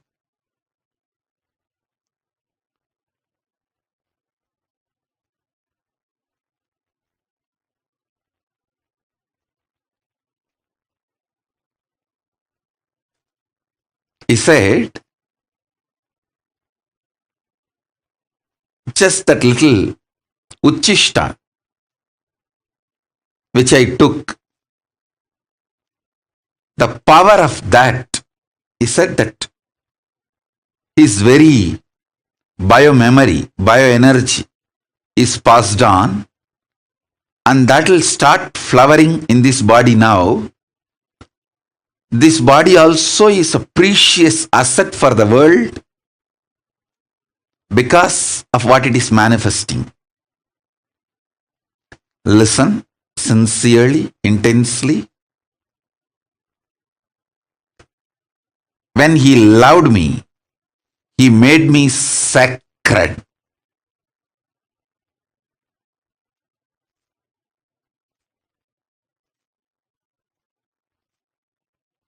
When I fell for him, he raised me and he made me sacred by showering his love on me. Listen.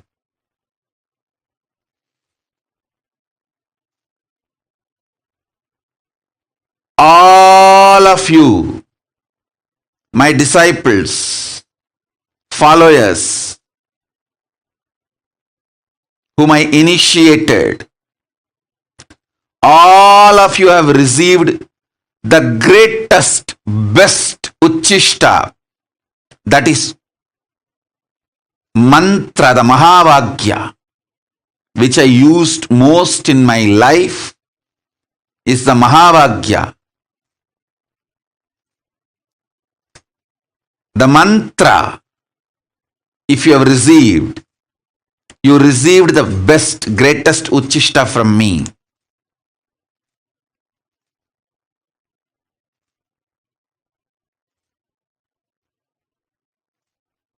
You are now sacred. Your consciousness is needed for this world.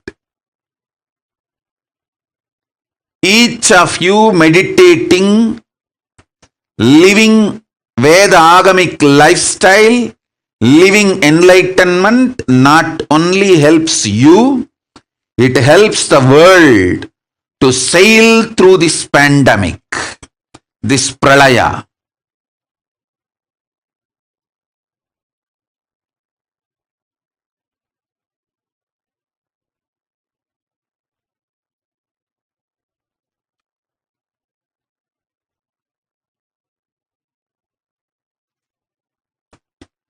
So when I fell for my Guru, he raised me and showered his love on me and made me sacred.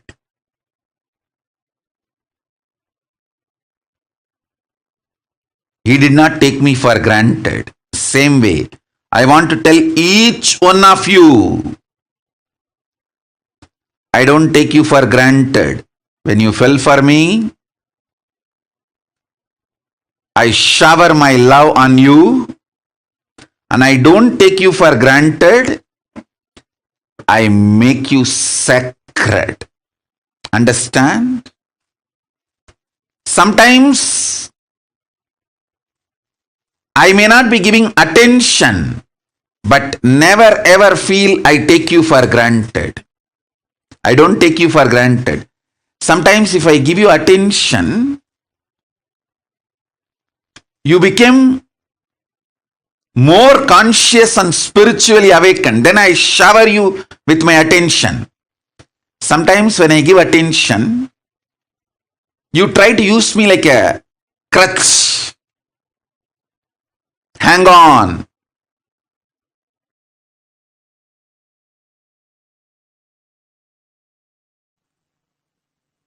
Paramashiva's message directly from Kailasa.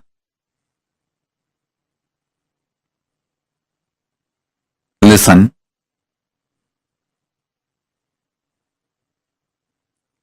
reality of the existence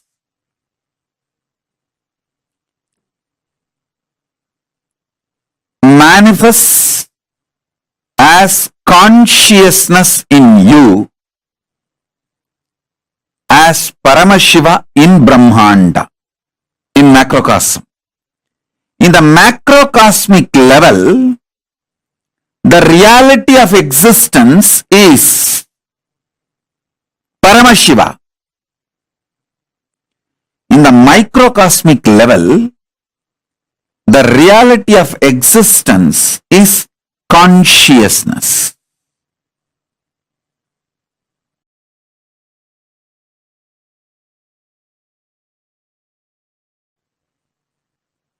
Listen intensely.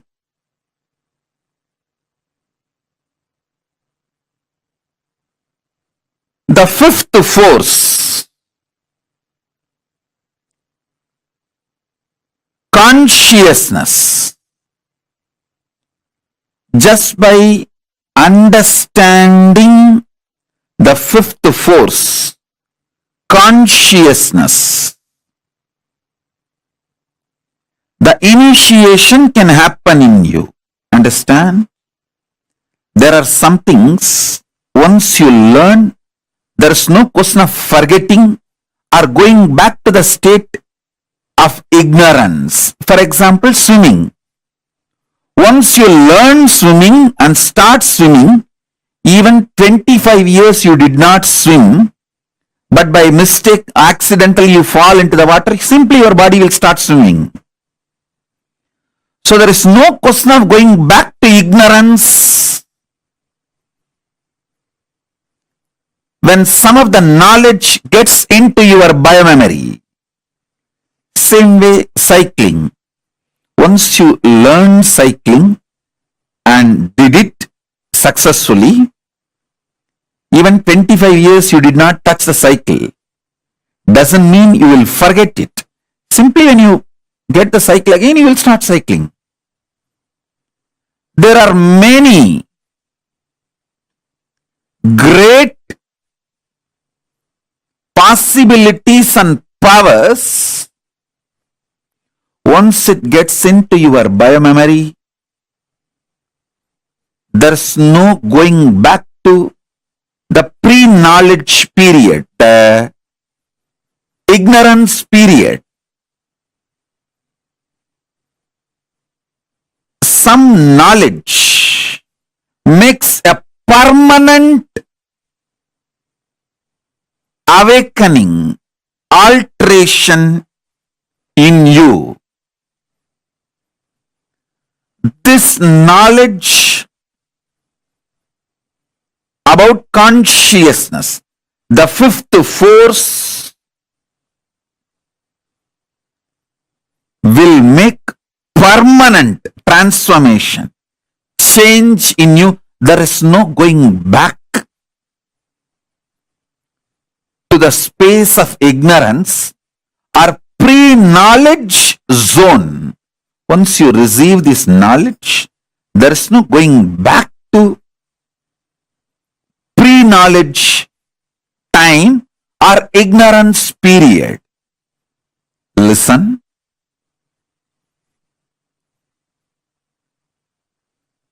Greatest that can happen to human being is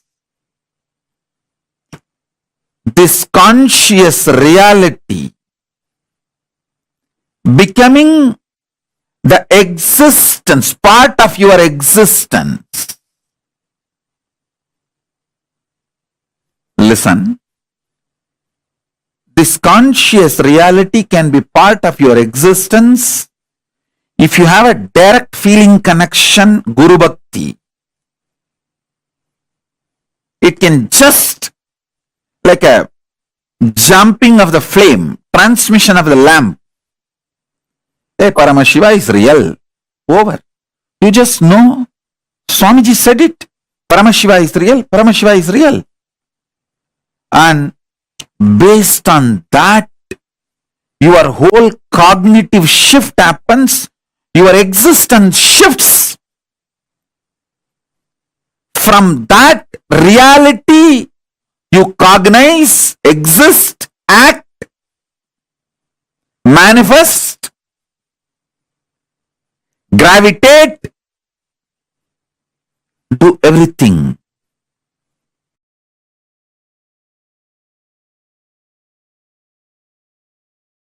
Smaranat Mukti.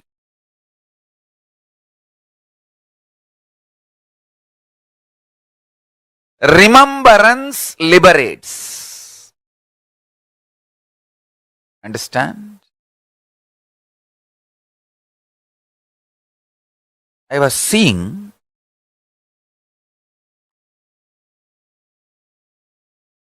during my morning settling down period, when I was settling down from Samadhi, I was seeing what is the most important thing I should remind people. I saw Paramashiva revealing, remind people to remember. Constantly write remembrance. Understand? Whatever I need to tell, I have already told. Enough has been told. Understand? Literally last 41 years of my public life, I have said whatever need to be said. And I am going to continue to say, continue to reveal. All this will be useful to you only if you remember them in right moment. So, essence of whatever I said, saying, going to say is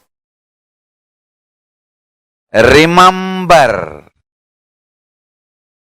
the right powerful cognition in right moment.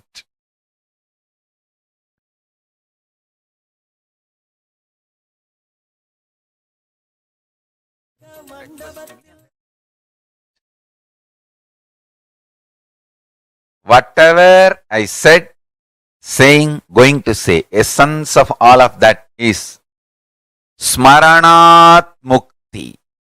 Right remembrance liberates.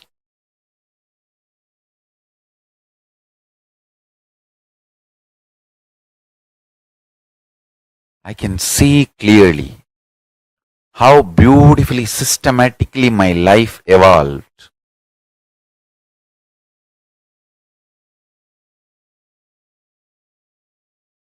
Just manifested. Understand?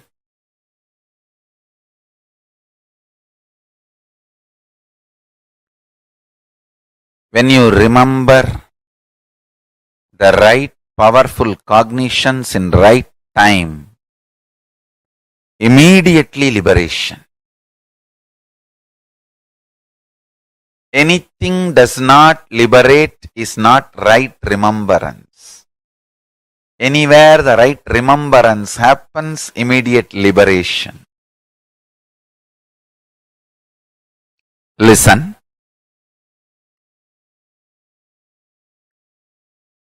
Life is all about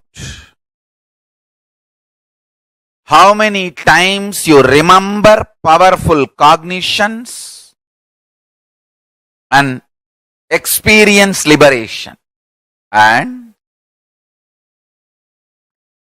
how many people you help to remember powerful cognition and manifest enlightenment. That's all. That's all. Understand? The more and more people you support to get powerful cognitions, the more and more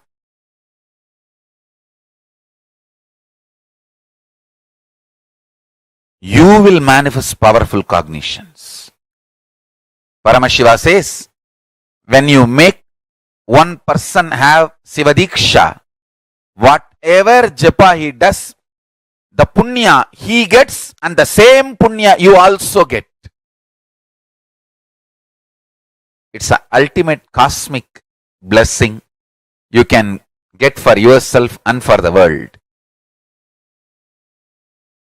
Now, remember this one powerful cognition, smaranat mukti. Remembrance liberates. Remembering right cognitions at right time liberates, empowers, enlightens.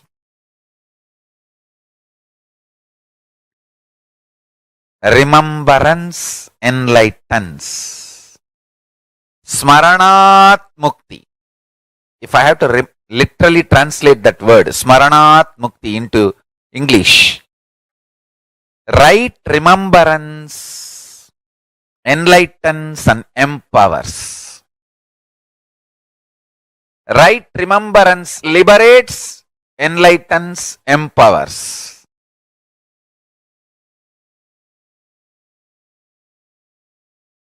Smaranat mukti arunachalam.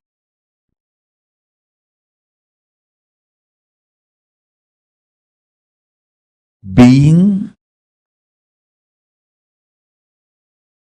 with that which neither need to be remembered, can be remembered, nor can be forgotten, or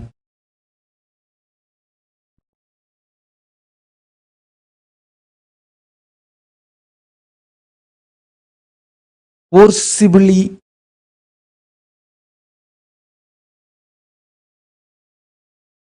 no need to remember it. Anyway, you can't forget it. Being in that space is Arunachala Smaranam. Now I'll initiate all of you. Whatever I received from my Guru Parampara, I'll transmit that to all of you. Listen.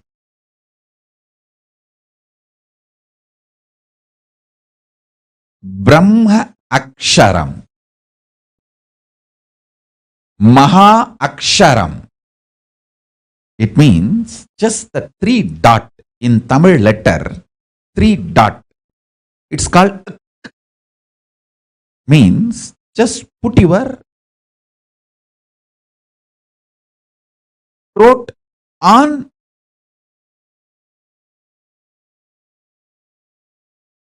your upper palate. Lock the throat into the upper palate.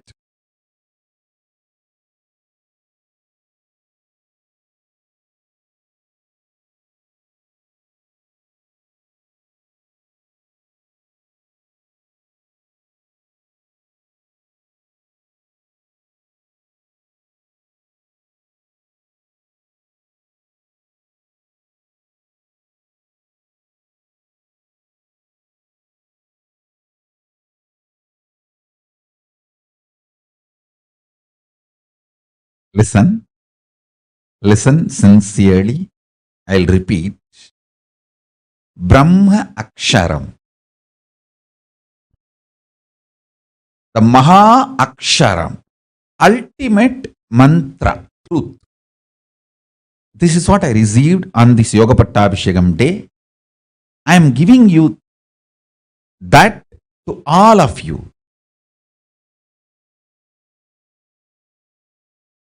It's like a technique. It can give you enlightenment suddenly. It can just manifest.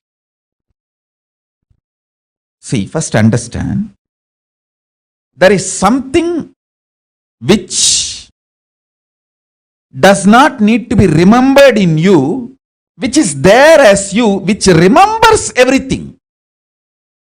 See, in all of us, there is something which you don't need to remember. That only remembers everything. Whether you are sleeping or you are in waking state or you are in dreaming state, any state, there is something which is in you which remembers everything, and you don't need to remember that. That which is in you, which does not need to be remembered, but which remembers everything, is Arunachala. Listen. All of us have something in us which does not need to be remembered. That only remembers everything and everyone.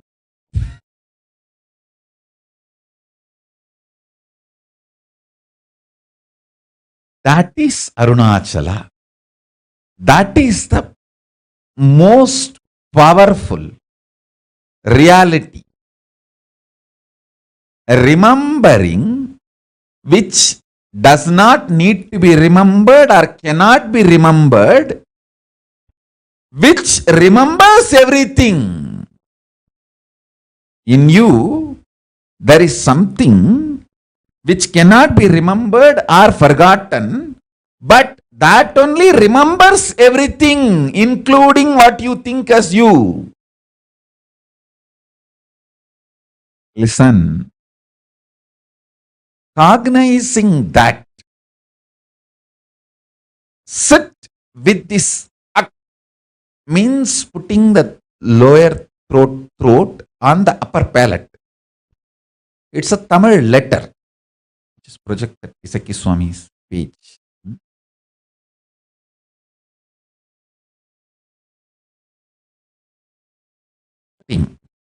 Listen, I am projecting the page where my Guru has written in his own hand the Isaki Swamigal. Of course, he left the body before this day. He initiated much earlier. Even though Kuppammal did the Yoga Pattabhishekam on this day, the initiation was done much earlier. But this was the initiation. Listen. Remember in you, which does not need to be remembered, which is there forever in you, which remembers everything.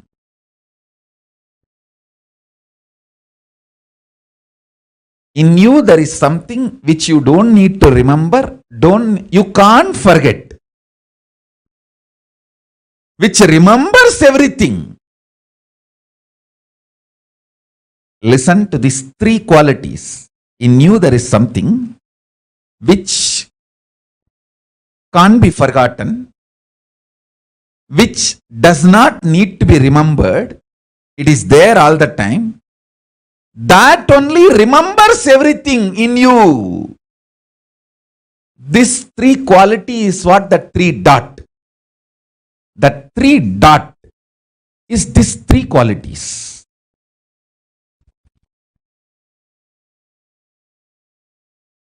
This is the Brahma Akshara, Mahā Akshara. Remember this three quality.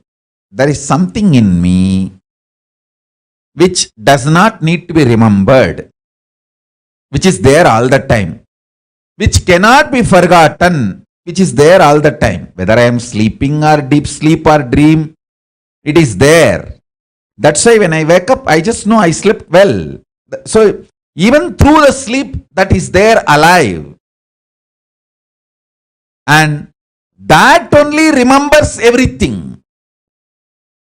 This 3 point is the Brahma Akshara. This 3 point is the Brahma Mantra. Brahma Akshara, Mahā Akshara. Just cognize this and sit with the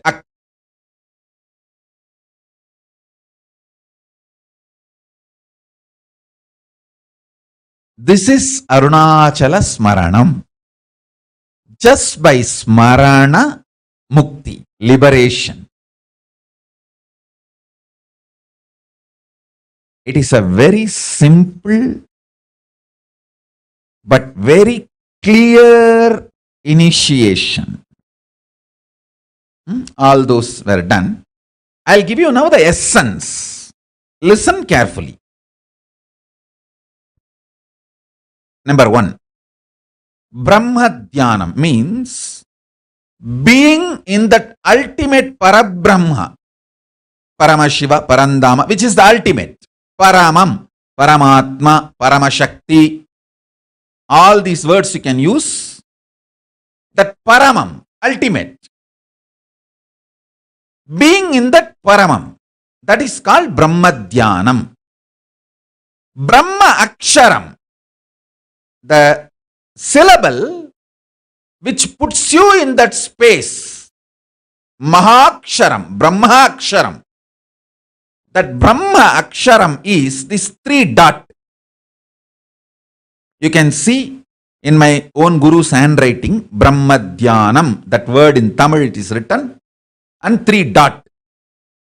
That 3 dot is the Brahma Akshara, ultimate mantra, which puts you in Samadhi immediately. And now I will give you precise cognition. This 3 dot means, understand, there is something in you which you don't need to remember. It is there 24 hours. When you are waking state, when you are in dream state, when you are in deep sleep state, it is there.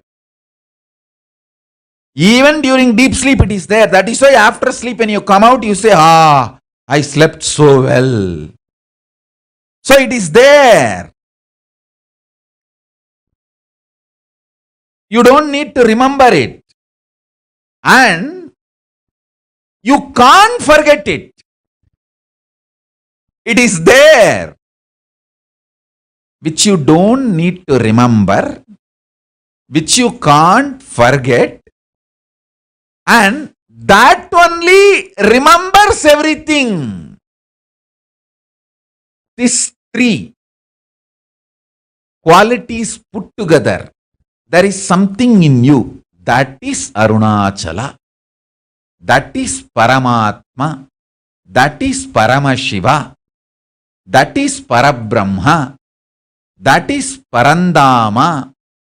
That is Paramashakti. That is Paramaguru.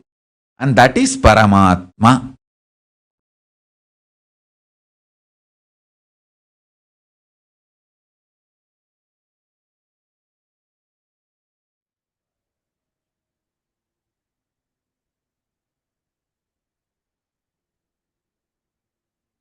So beautifully, Swamiji explained to us the understanding of Smaranat Mukti Arunachala. Each of you right now, take a moment, type in post, what is the exact understanding you got? And Swamiji said about Arunachala, what is it exactly, precisely what did you get as an understanding? Please take a moment and post.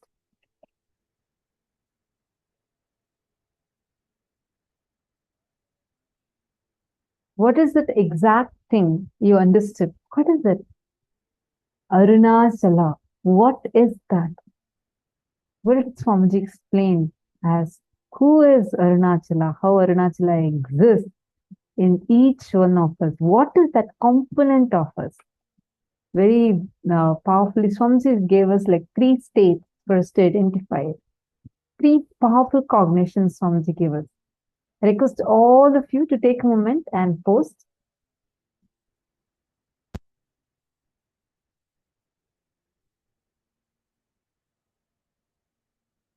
Okay, Bliss. Mahā Kalyani is asking, Ma, just tell me how to unclutch. Sure, Mahā Kalyani. Sorry, did you get the answer or are you still here? I see it's a message from earlier. Come on, all of you take a moment and share. What did you understand as just Arunachala being inside of you? What a powerful way Swamiji explained. Smaranat Mukti Arunachala. That which resides in you, which is there in you, even without your effort, like you don't even need to remember it. That remembers you. That is Arunachala. It exists and it remembers everything that's happening in your life. That component of you is Arunachala.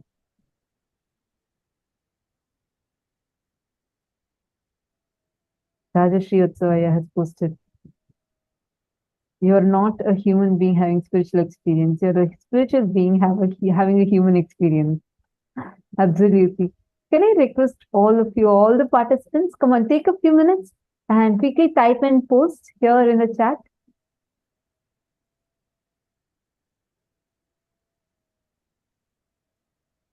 Nithyanandam, Jeronimusaya, Taikizang, Govindanaya, Ashokaminaya. Can I request all of you take a moment and please post in the chat, what did you understand as Arunachala? Who is Arunachala? Like, how does Arunachala exist inside of us?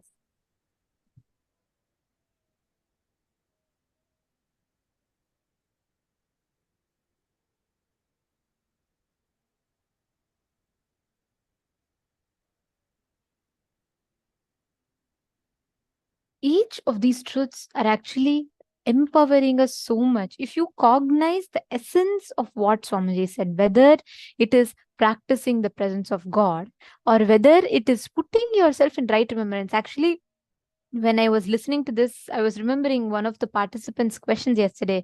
Ma Prithvi Prasad had asked, right? How you can remember these truths, like, how you can note down all of them. Please understand, Ma, when you are listening, the Smaranat Mukti, just by remembering these cognitions, they get embedded into your biomemory. They automatically resurface up when in need, and you will be able to manifest the experiences with them. It will not need something separate. It does not need something different, something apart or outside. Something that remembers, that's right, Ma Prithvi Prasad, correct. Something that remembers within us. It's almost like this. Let's say you set an alarm to ring 4 days later. You may not, at some point, you may forget it, but automatically the alarm is going to ring, whether you forget it or whether you are still remembering it, correct? That is exactly what is Smaranat Mukti. All these powerful cognitions, you may not remember them necessarily always, but these are as initiations embedded into your very system, and they resurface time and again when in need. So whenever you are in need, they resurface back. There's a very beautiful example for this. See, every time you make a decision, correct? Do you remember in your brain that, okay, someone is hurting me?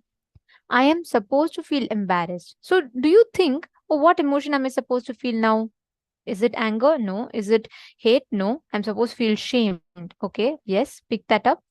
Is that like a lengthy process for you to remember that you're supposed to feel ashamed? Then after that, you're supposed to cry, and then you give a command for your brain to bring tears, and then the tears come, and then you start the process of crying? No. It's just instantaneous, right? The moment someone tells you, okay, I don't like you anymore, automatically that emotion pops up in you. How? Do you remember each time? Do you say, oh, 1 minute, I have my emotion baggage notebook, so I need to go and see what notes it is, what emotion I'm supposed to have, so I'll go get it? No. It's just there. It comes up. Why? Because the repetitive number of times that you have put yourself through this conditioning, it's a conditioning. It's not default. It's not nature. If you, for a child, if you teach from its very birth that whenever you're happy, you're supposed to cry, when it grows up, it will cry. It is just the way you program yourself, the way you think. You have trained your cognitions to function. So now, whenever someone tells you, you don't need to remember that you have to cry. It just automatically happens, right? In that fraction of a second, the whole decision-making process is over. Same way, it's the exact same science, but applying it for the good purpose. Like, for example, the same science when you use for powerful cognition. Every time someone hurts you, what do you remember? consciously at least 30-40 times, if you tell yourself, okay, now am I reacting? Okay, stop my reaction. It is okay. Let me be in the space of completion and respond. That whole cycle, initially it may take 1 or 2 days, even or even more than that time. But after that, the time reduces, and almost becomes nil. Like the moment someone tells something, you will just not react. But you need to put that effort. And that is what Swamiji explains so beautifully as Maranat Mukti. I never understood it this way until I listened to Swamiji's revelations, Swamiji's satsangs on right remembrance. We all choose to remember our incompletions, entertain, cherish, and make the future decision based on those past. Instead, go back, rewind yourself back to just using the right information, the right knowledge, the right remembrance of powerful cognitions to project the right happenings of the future. Understanding? Now, this is the essence of Smarana Mukti. What do you remember? The moment you decide that you want to experience the space, that oneness, Advaita, whatever you call it, right? It is just a matter of remembrance. What do you want to remember inside of you? Do you want to cherish? Do you want to entertain the thoughts of failure, the thoughts of suffering and suffocation? Or do you want to manifest the powers or the space of Paramashiva? That is in your hands. What you can do, what you want to do, what you manifest, all the results are in your hands. You are the decision maker. The key is in your hands. Now, applying the same logic, every time you manifest powers, what do you entertain inside of you as you? What do you entertain in you as a right remembrance? Go back, visit it, and see, are you entertaining powerless cognitions? Are you constantly telling yourself, oh, this is all not possible for me, and even this much I can do something great, but I don't think all this is going to work? Or are you reminding yourself that you are Paramashiva? Because you're Paramashiva, you can manifest. What are you telling yourself? Now, let's all play a very, very simple but a very powerful game, okay? A power manifestation game. What you need to do right now, just sit, connect to anybody you want. Anyone. It can even be amongst yourselves. You all can just partner up. You're going to be applying this exact same formula and you're going to be identifying the thoughts in another person's inner space. It's very simple, very, very easily possible. There are two choices you have in front of you. Do you want to associate yourself? Do you want to remember the times you've failed and you've not been able to do it? As opposed to, do you want to remember the powerful cognitions where Swamiji has told for you to be able to manifest it? Constantly, it's a juggle between the two. So what do you want to choose? The decision is in your hands.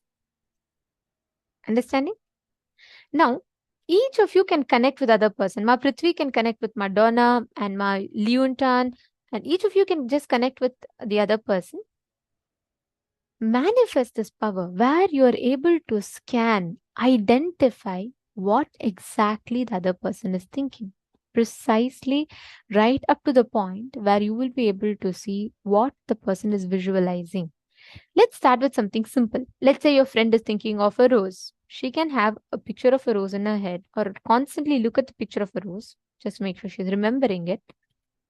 And you can connect to your friend and scan, identify what she is or he is visualizing in his inner space, and you can scan it. Apply the exact same thing. Constantly remind yourself the powerful cognition that Swamiji has told. That's all is the key. With that right remembrance, you will be able to manifest this power. Please start. Connect to a partner. Please start manifesting. Paramashivoham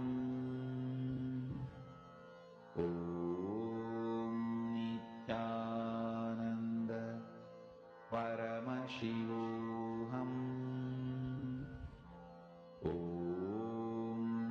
Nithyananda Paramashivoham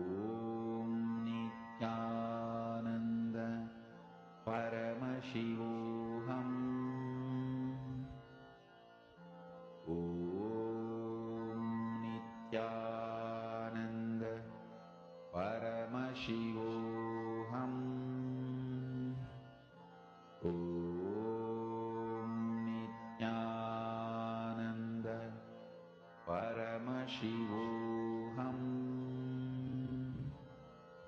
Om Nithyananda Paramashivoham. Om Nithyananda Paramashivoham. Om Nithyananda Paramashivoham. Om Nithyananda Paramashivoham. Om Nithyananda Paramashivoham. Om Nithyananda Paramashivoham. Om Nithyananda Paramashivoham. Om Nithyananda Paramashivoham. Om Nithyananda Paramashivoham.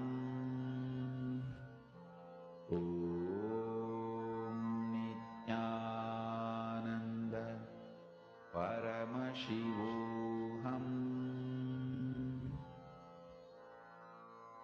Mahā spiritual lullaby for samadhi, and Suprabhatam, wake up call, wake up song for Paramashiva.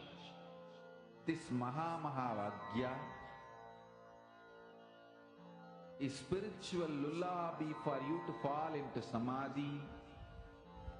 Suprabhatam, wake up song for Paramashiva to wake up in you. Just remember this one powerful cognition. This Mahā puts me in samadhi.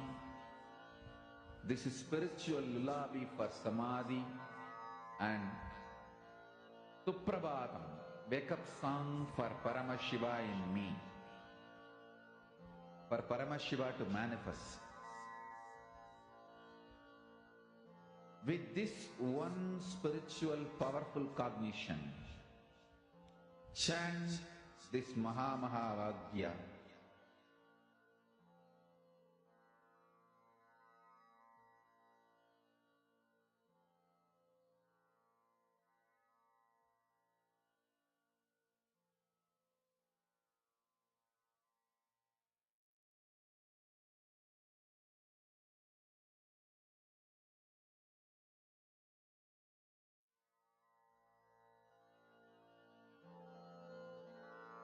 Mahā spiritual lullaby for samadhi, and Suprabhatam, wake up call, wake up song for Paramashiva. For Paramashiva to manifest. With this one spiritual powerful cognition, chant this Mahā. Om Nithyananda Paramashivoham. Om Nithyananda Paramashivoham. Om Nithyananda Paramashivoham. Om Nithyananda Paramashivoham. Om Nithyananda Paramashivoham.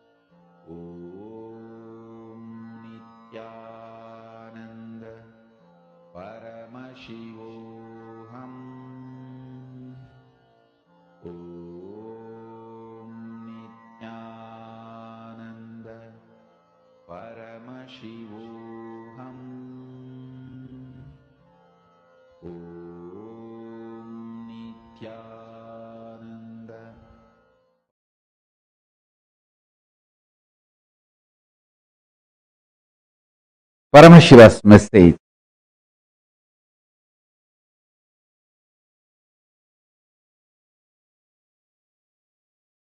Directly from Kailasa. Listen. Human DNA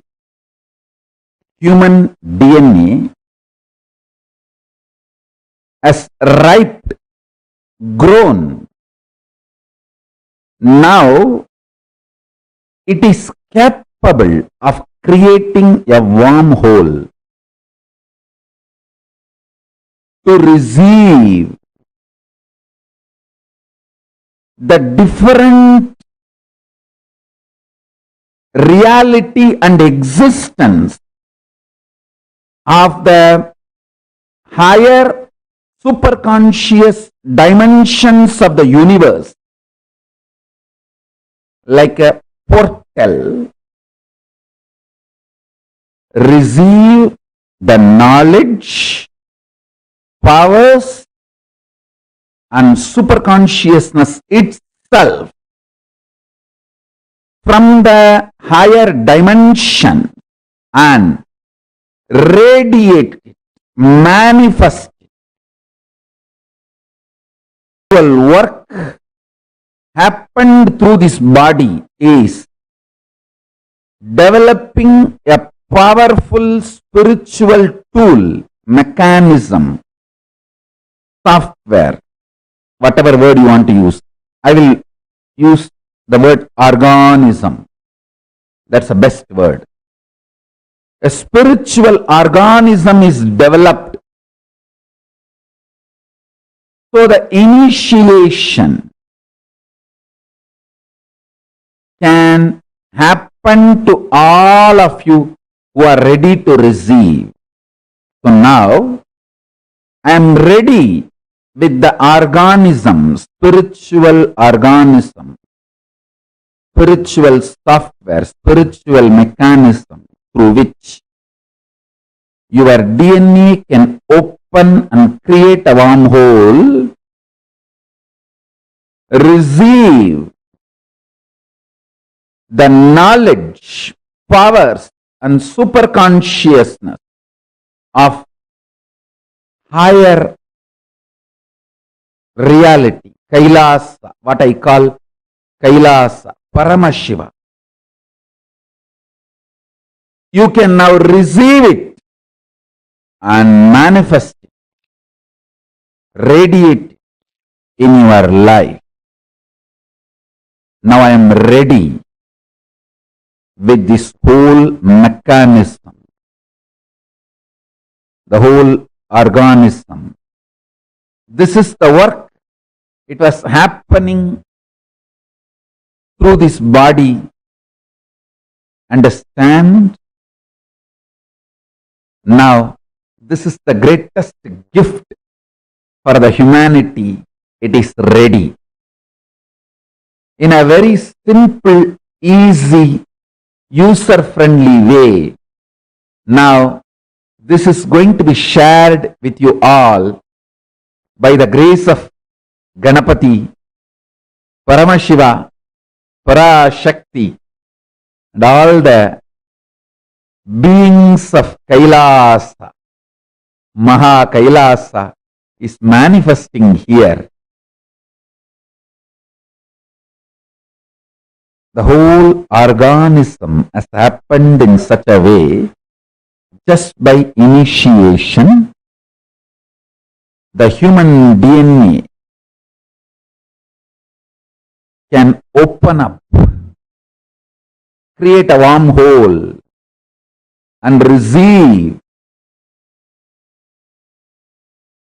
the state of Paramashiva, space of Paramashiva, powers of Paramashiva, being of Paramashiva, superconsciousness of Paramashiva, and manifest Kailasa in every one of you, in every one of us. Listen, your DNA will become literally now portal for the other plane, higher dimension.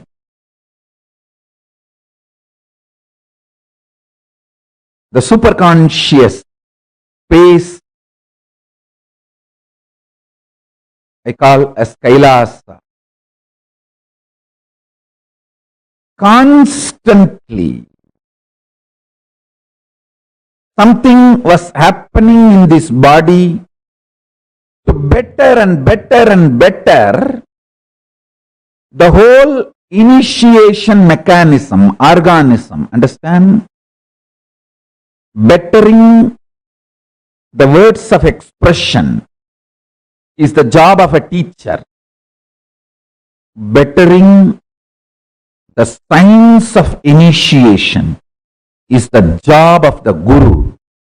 Bettering the organism of opening your DNA and making you manifest everything of Kailasa is the job of Paramashiva, and he is doing his job absolutely beautifully, rightly,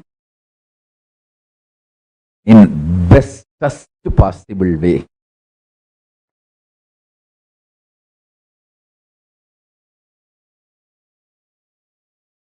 Paramashiva's message directly from Sri Kailasa.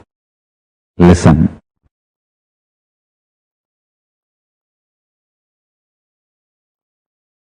The fundamental cognitions are the principles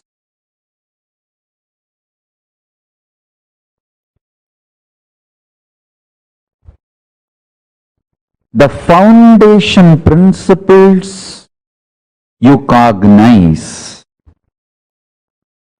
decides whether you are going to build a materialistic ecosystem around you, so-called rational ecosystem around you, or an enlightened ecosystem around you. Please understand.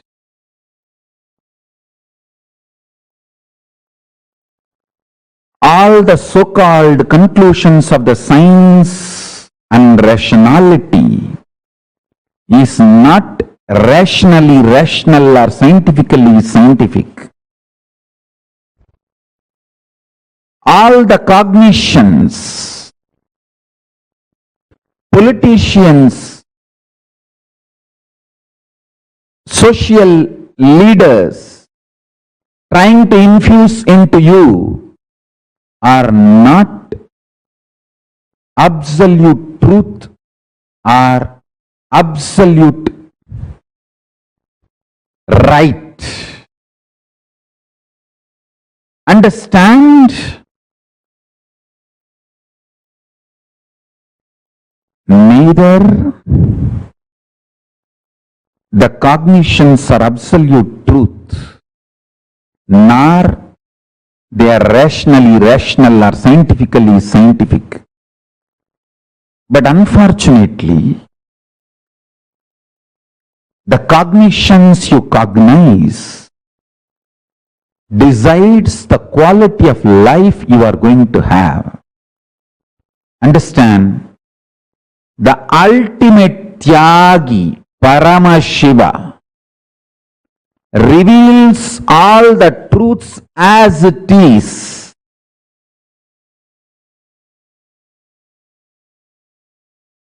See, I am trying to create the ecosystem where thousands of you will start understanding these truths I am teaching and practicing. For example, Los Angeles, San Jose, Toronto, Vancouver, Seattle, Ohio. I want hundreds of families to settle down around the temple. Houston. Not as commune, but as community. Not gated community. No exclusivity. Just like regular your citizens, as part of them. I don't want to say that only our people should be there all around the temple. No, no, no, no, no. Like, lot of devotees have moved their houses around LA temple. Within the 10-mile radius of LA temple, too many of our devotees have moved. Like that,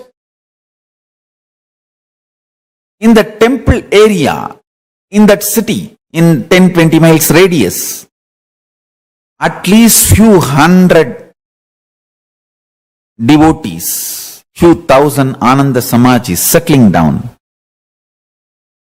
Temple becomes ecosystem where day in and day out power manifestation science is taught. I want full-time volunteers to settle down. I am deciding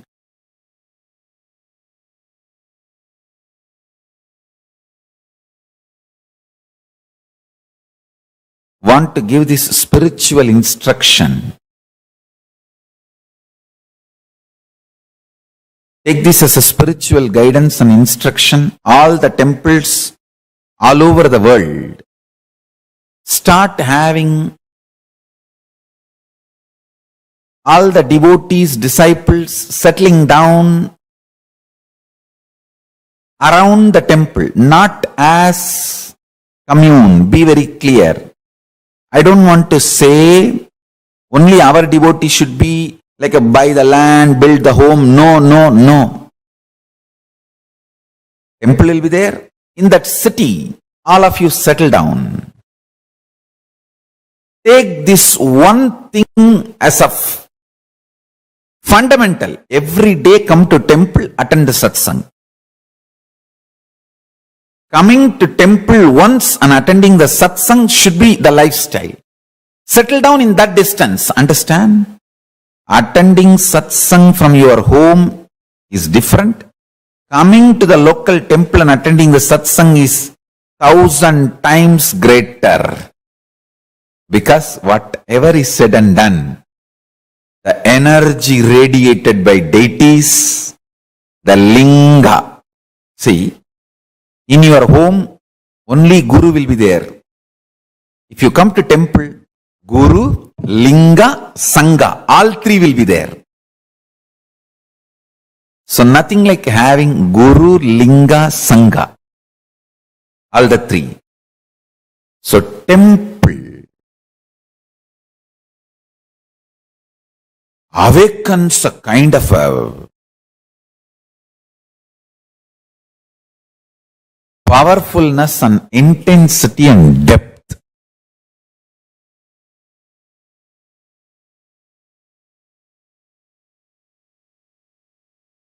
These 5 should be available in all temples. 1. All the major deities of Hindu sampradayas, starting with Ganapati,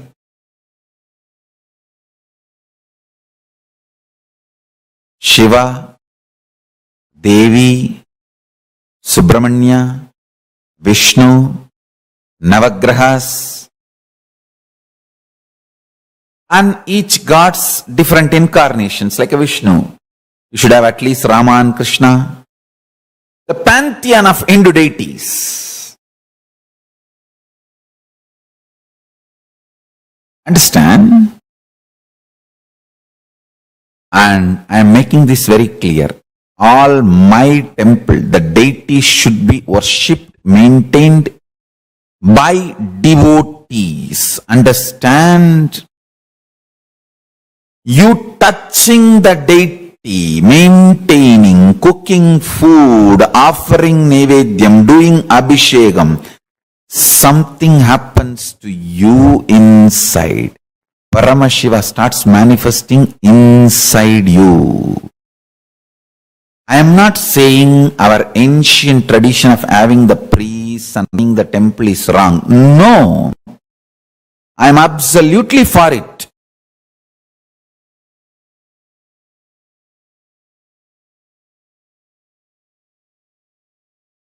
Even if I appoint priests for our temples in future, I will be more happy if devotees directly relate with the deities. They touch, do abhishekam, men, women, both. All community, all gender. Our temples do not discriminate based on gender, race, community, caste. No. It is just qualification. Anyone can come and do abhishekam, touch the deity. If you are initiated, that's all we ask. Take initiation, maintain vegetarian lifestyle.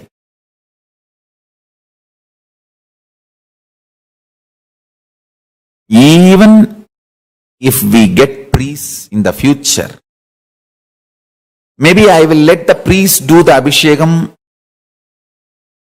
one kalam, one time puja, and open the another one kalam puja for devotees and disciples. That is my vision, I tell you. When you touch the deities and do puja, abhishekam, alankaram, maintain, Paramashiva grows inside you. He manifests more and more inside you. The Guru Linga Sangha starts happening inside you.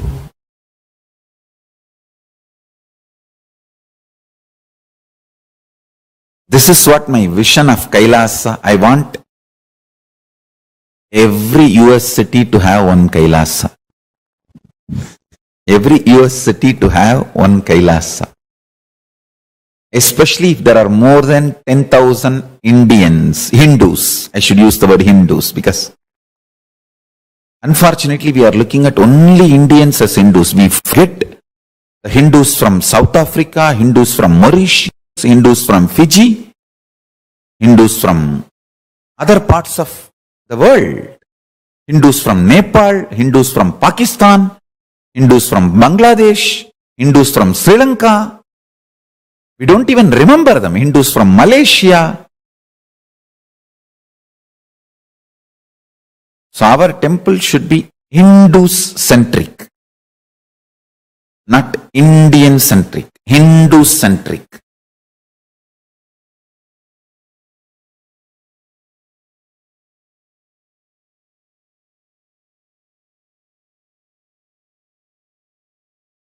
Anyone who is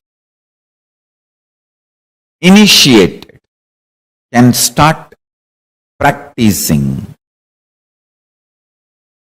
Our temple should be more a place where practicing is done. Powerful practicing is done.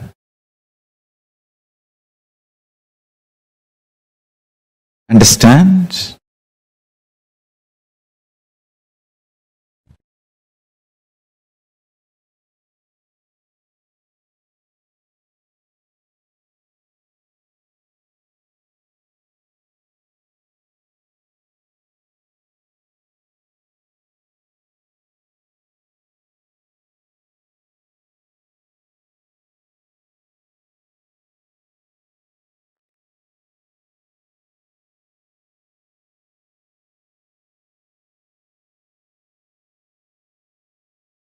Large number of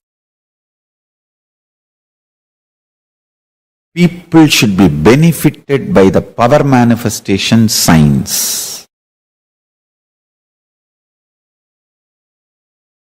Every day, power manifestation should go on in all our temples all over the world. Understand, the first component is all the deities of Hindu Sampradaya should be there, which will be maintained by devotees from any race, caste, community, anyone who takes initiation to live Hinduism can touch and worship the deities maintain the deities, involve in the deities. And I wanted to tell you,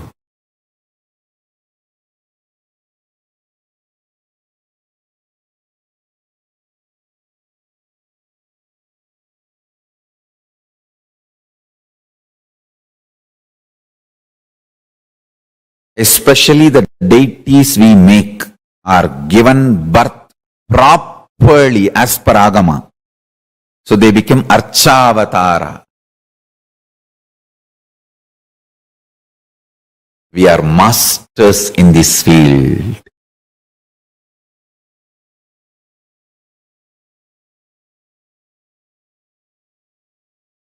We know why we do what we do thoroughly. That is the uniqueness of Kailasa. Nithyananda's Hindu temples, Paramashiva temples, Paramashivalayas,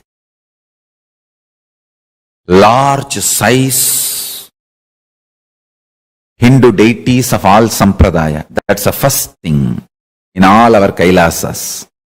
Second thing, understand? Every day, power manifestation science should be taught by committed celibate sannyasis. Anybody who wants to commit and take this sannyas life can start gathering in the localities of our temples.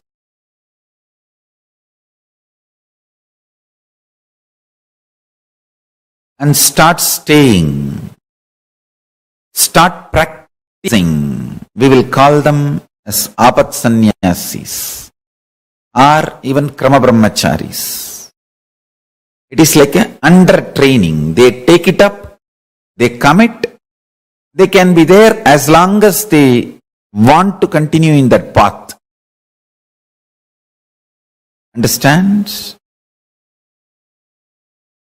I am announcing some of the new most important spiritual policies.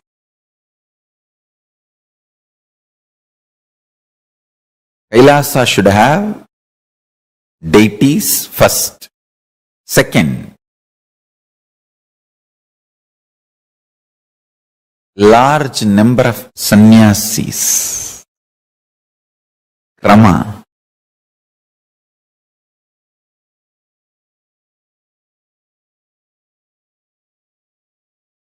Krama brahmacharis who want to take up this lifestyle and maintain the temple, maintain the Kailasa ecosystem, who start manifesting powers, teaching, guiding people into manifesting powers, making people understand the importance of enlightenment and introducing Hinduism.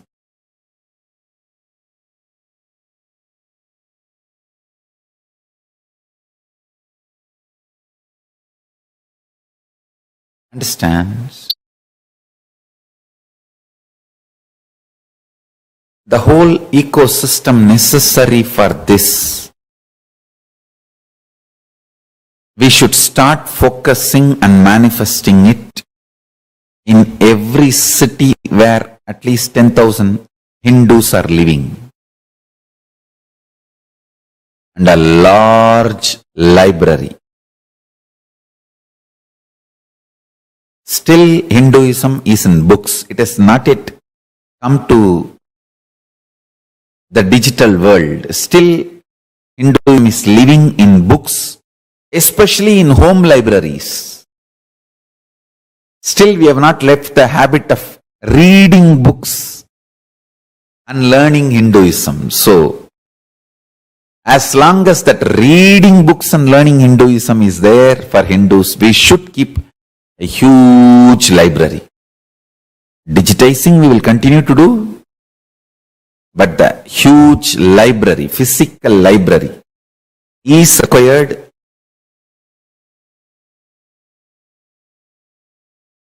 Library with the ambience maintained by the Bansan and Noble. How they have a very happy ambience for people to hang out, read. You can sip a cup of coffee and hang out with your friends. That kind of an ambience, library. And if possible, a large Goshala and Annalaya. Actually, all of them are interconnected. Temple, Adinam, where the sannyasis start living and teaching, growing together, and Goshala and Annalaya, where the organically cows are maintained, food is grown and shared freely. Never in our temples food can be sold. No. It should be absolute free. Large level of Goshala and Annalaya.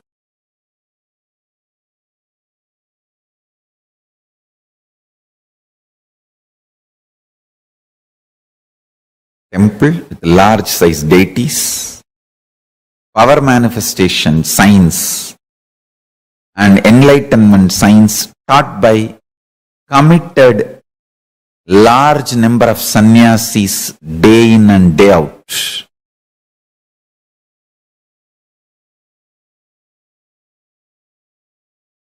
A large size Goshala and Annalaya.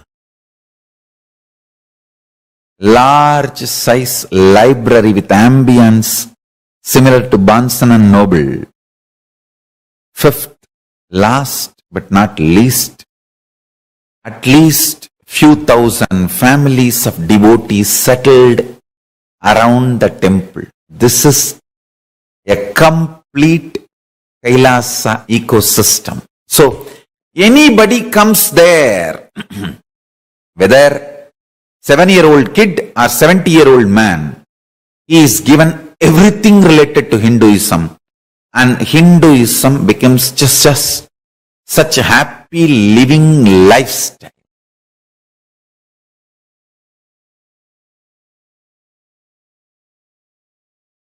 It's literally like I am reproducing whatever I was visualizing and manifesting in multiple places of our Sangha.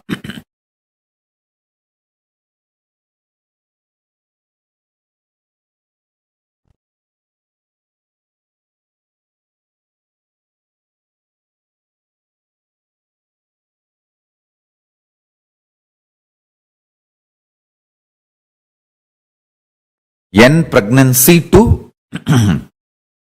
Antyeshti. Everything, all the kriyas. With the knowledge should be done. With the absolute Veda agamic knowledge. From N pregnancy to graceful exit. Everything should be done.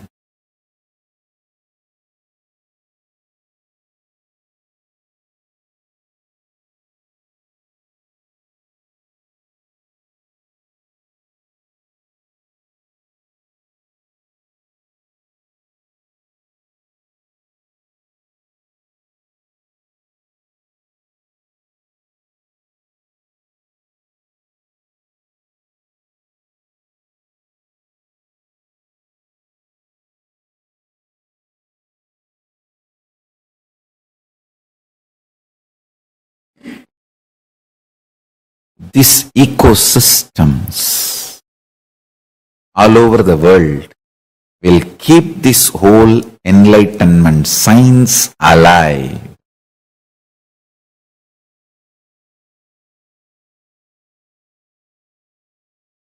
Sri Kailasa alive.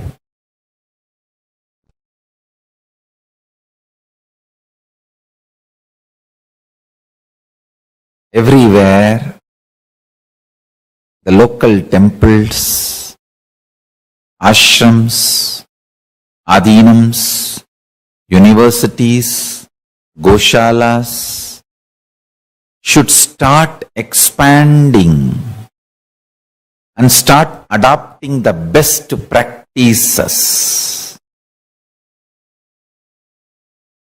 of Sanatana Hindu Dharma. Should start evolving more and more local governing bodies. Local governing bodies.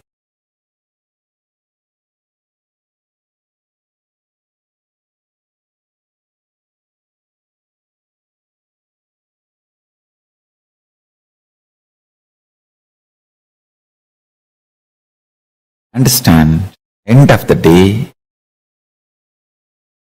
life is all about making the world a better place.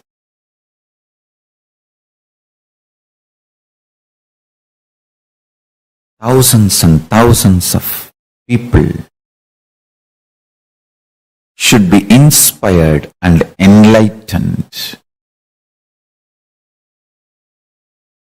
Constantly, thousands being inspired and enlightened.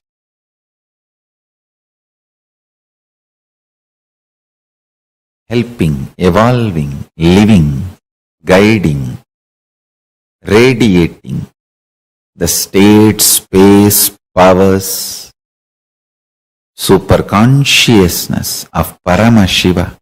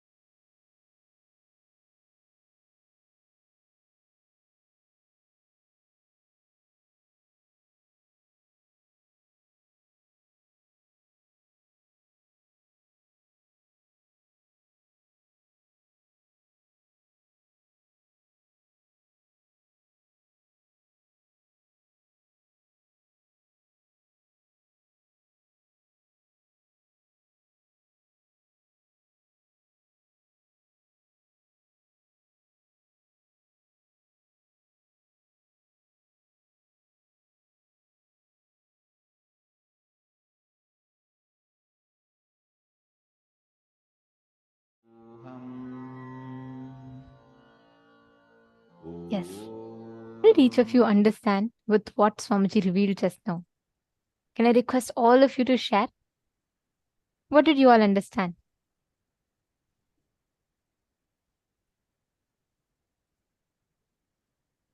It's very nice to see so many of you participating in manifesting powers. And I see so many of you sit sincerely and attend as well. Can I request all the participants to please come back?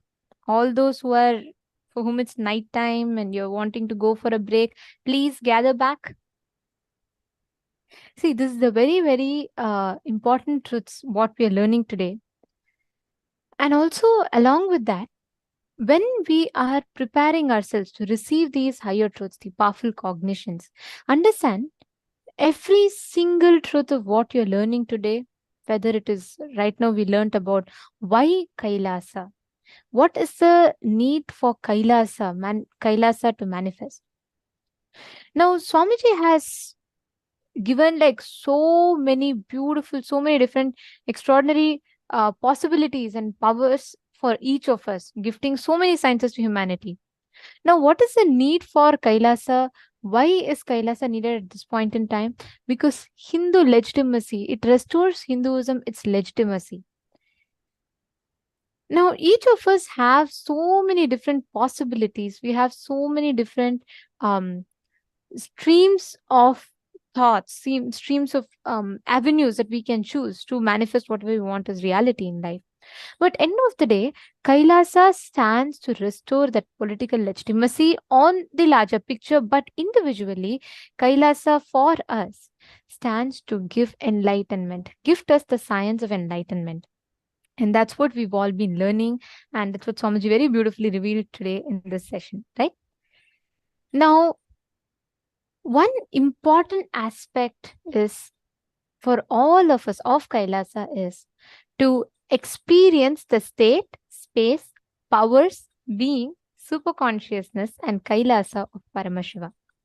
So, with this understanding and with this experience, anyone here who ever wants to be a part of Kailasa, if you've still not signed up to become a part, you should take a few minutes, sign up and be a part, because Swamiji is literally creating that enlightenment ecosystem for us to experience the benefits of Kailasa.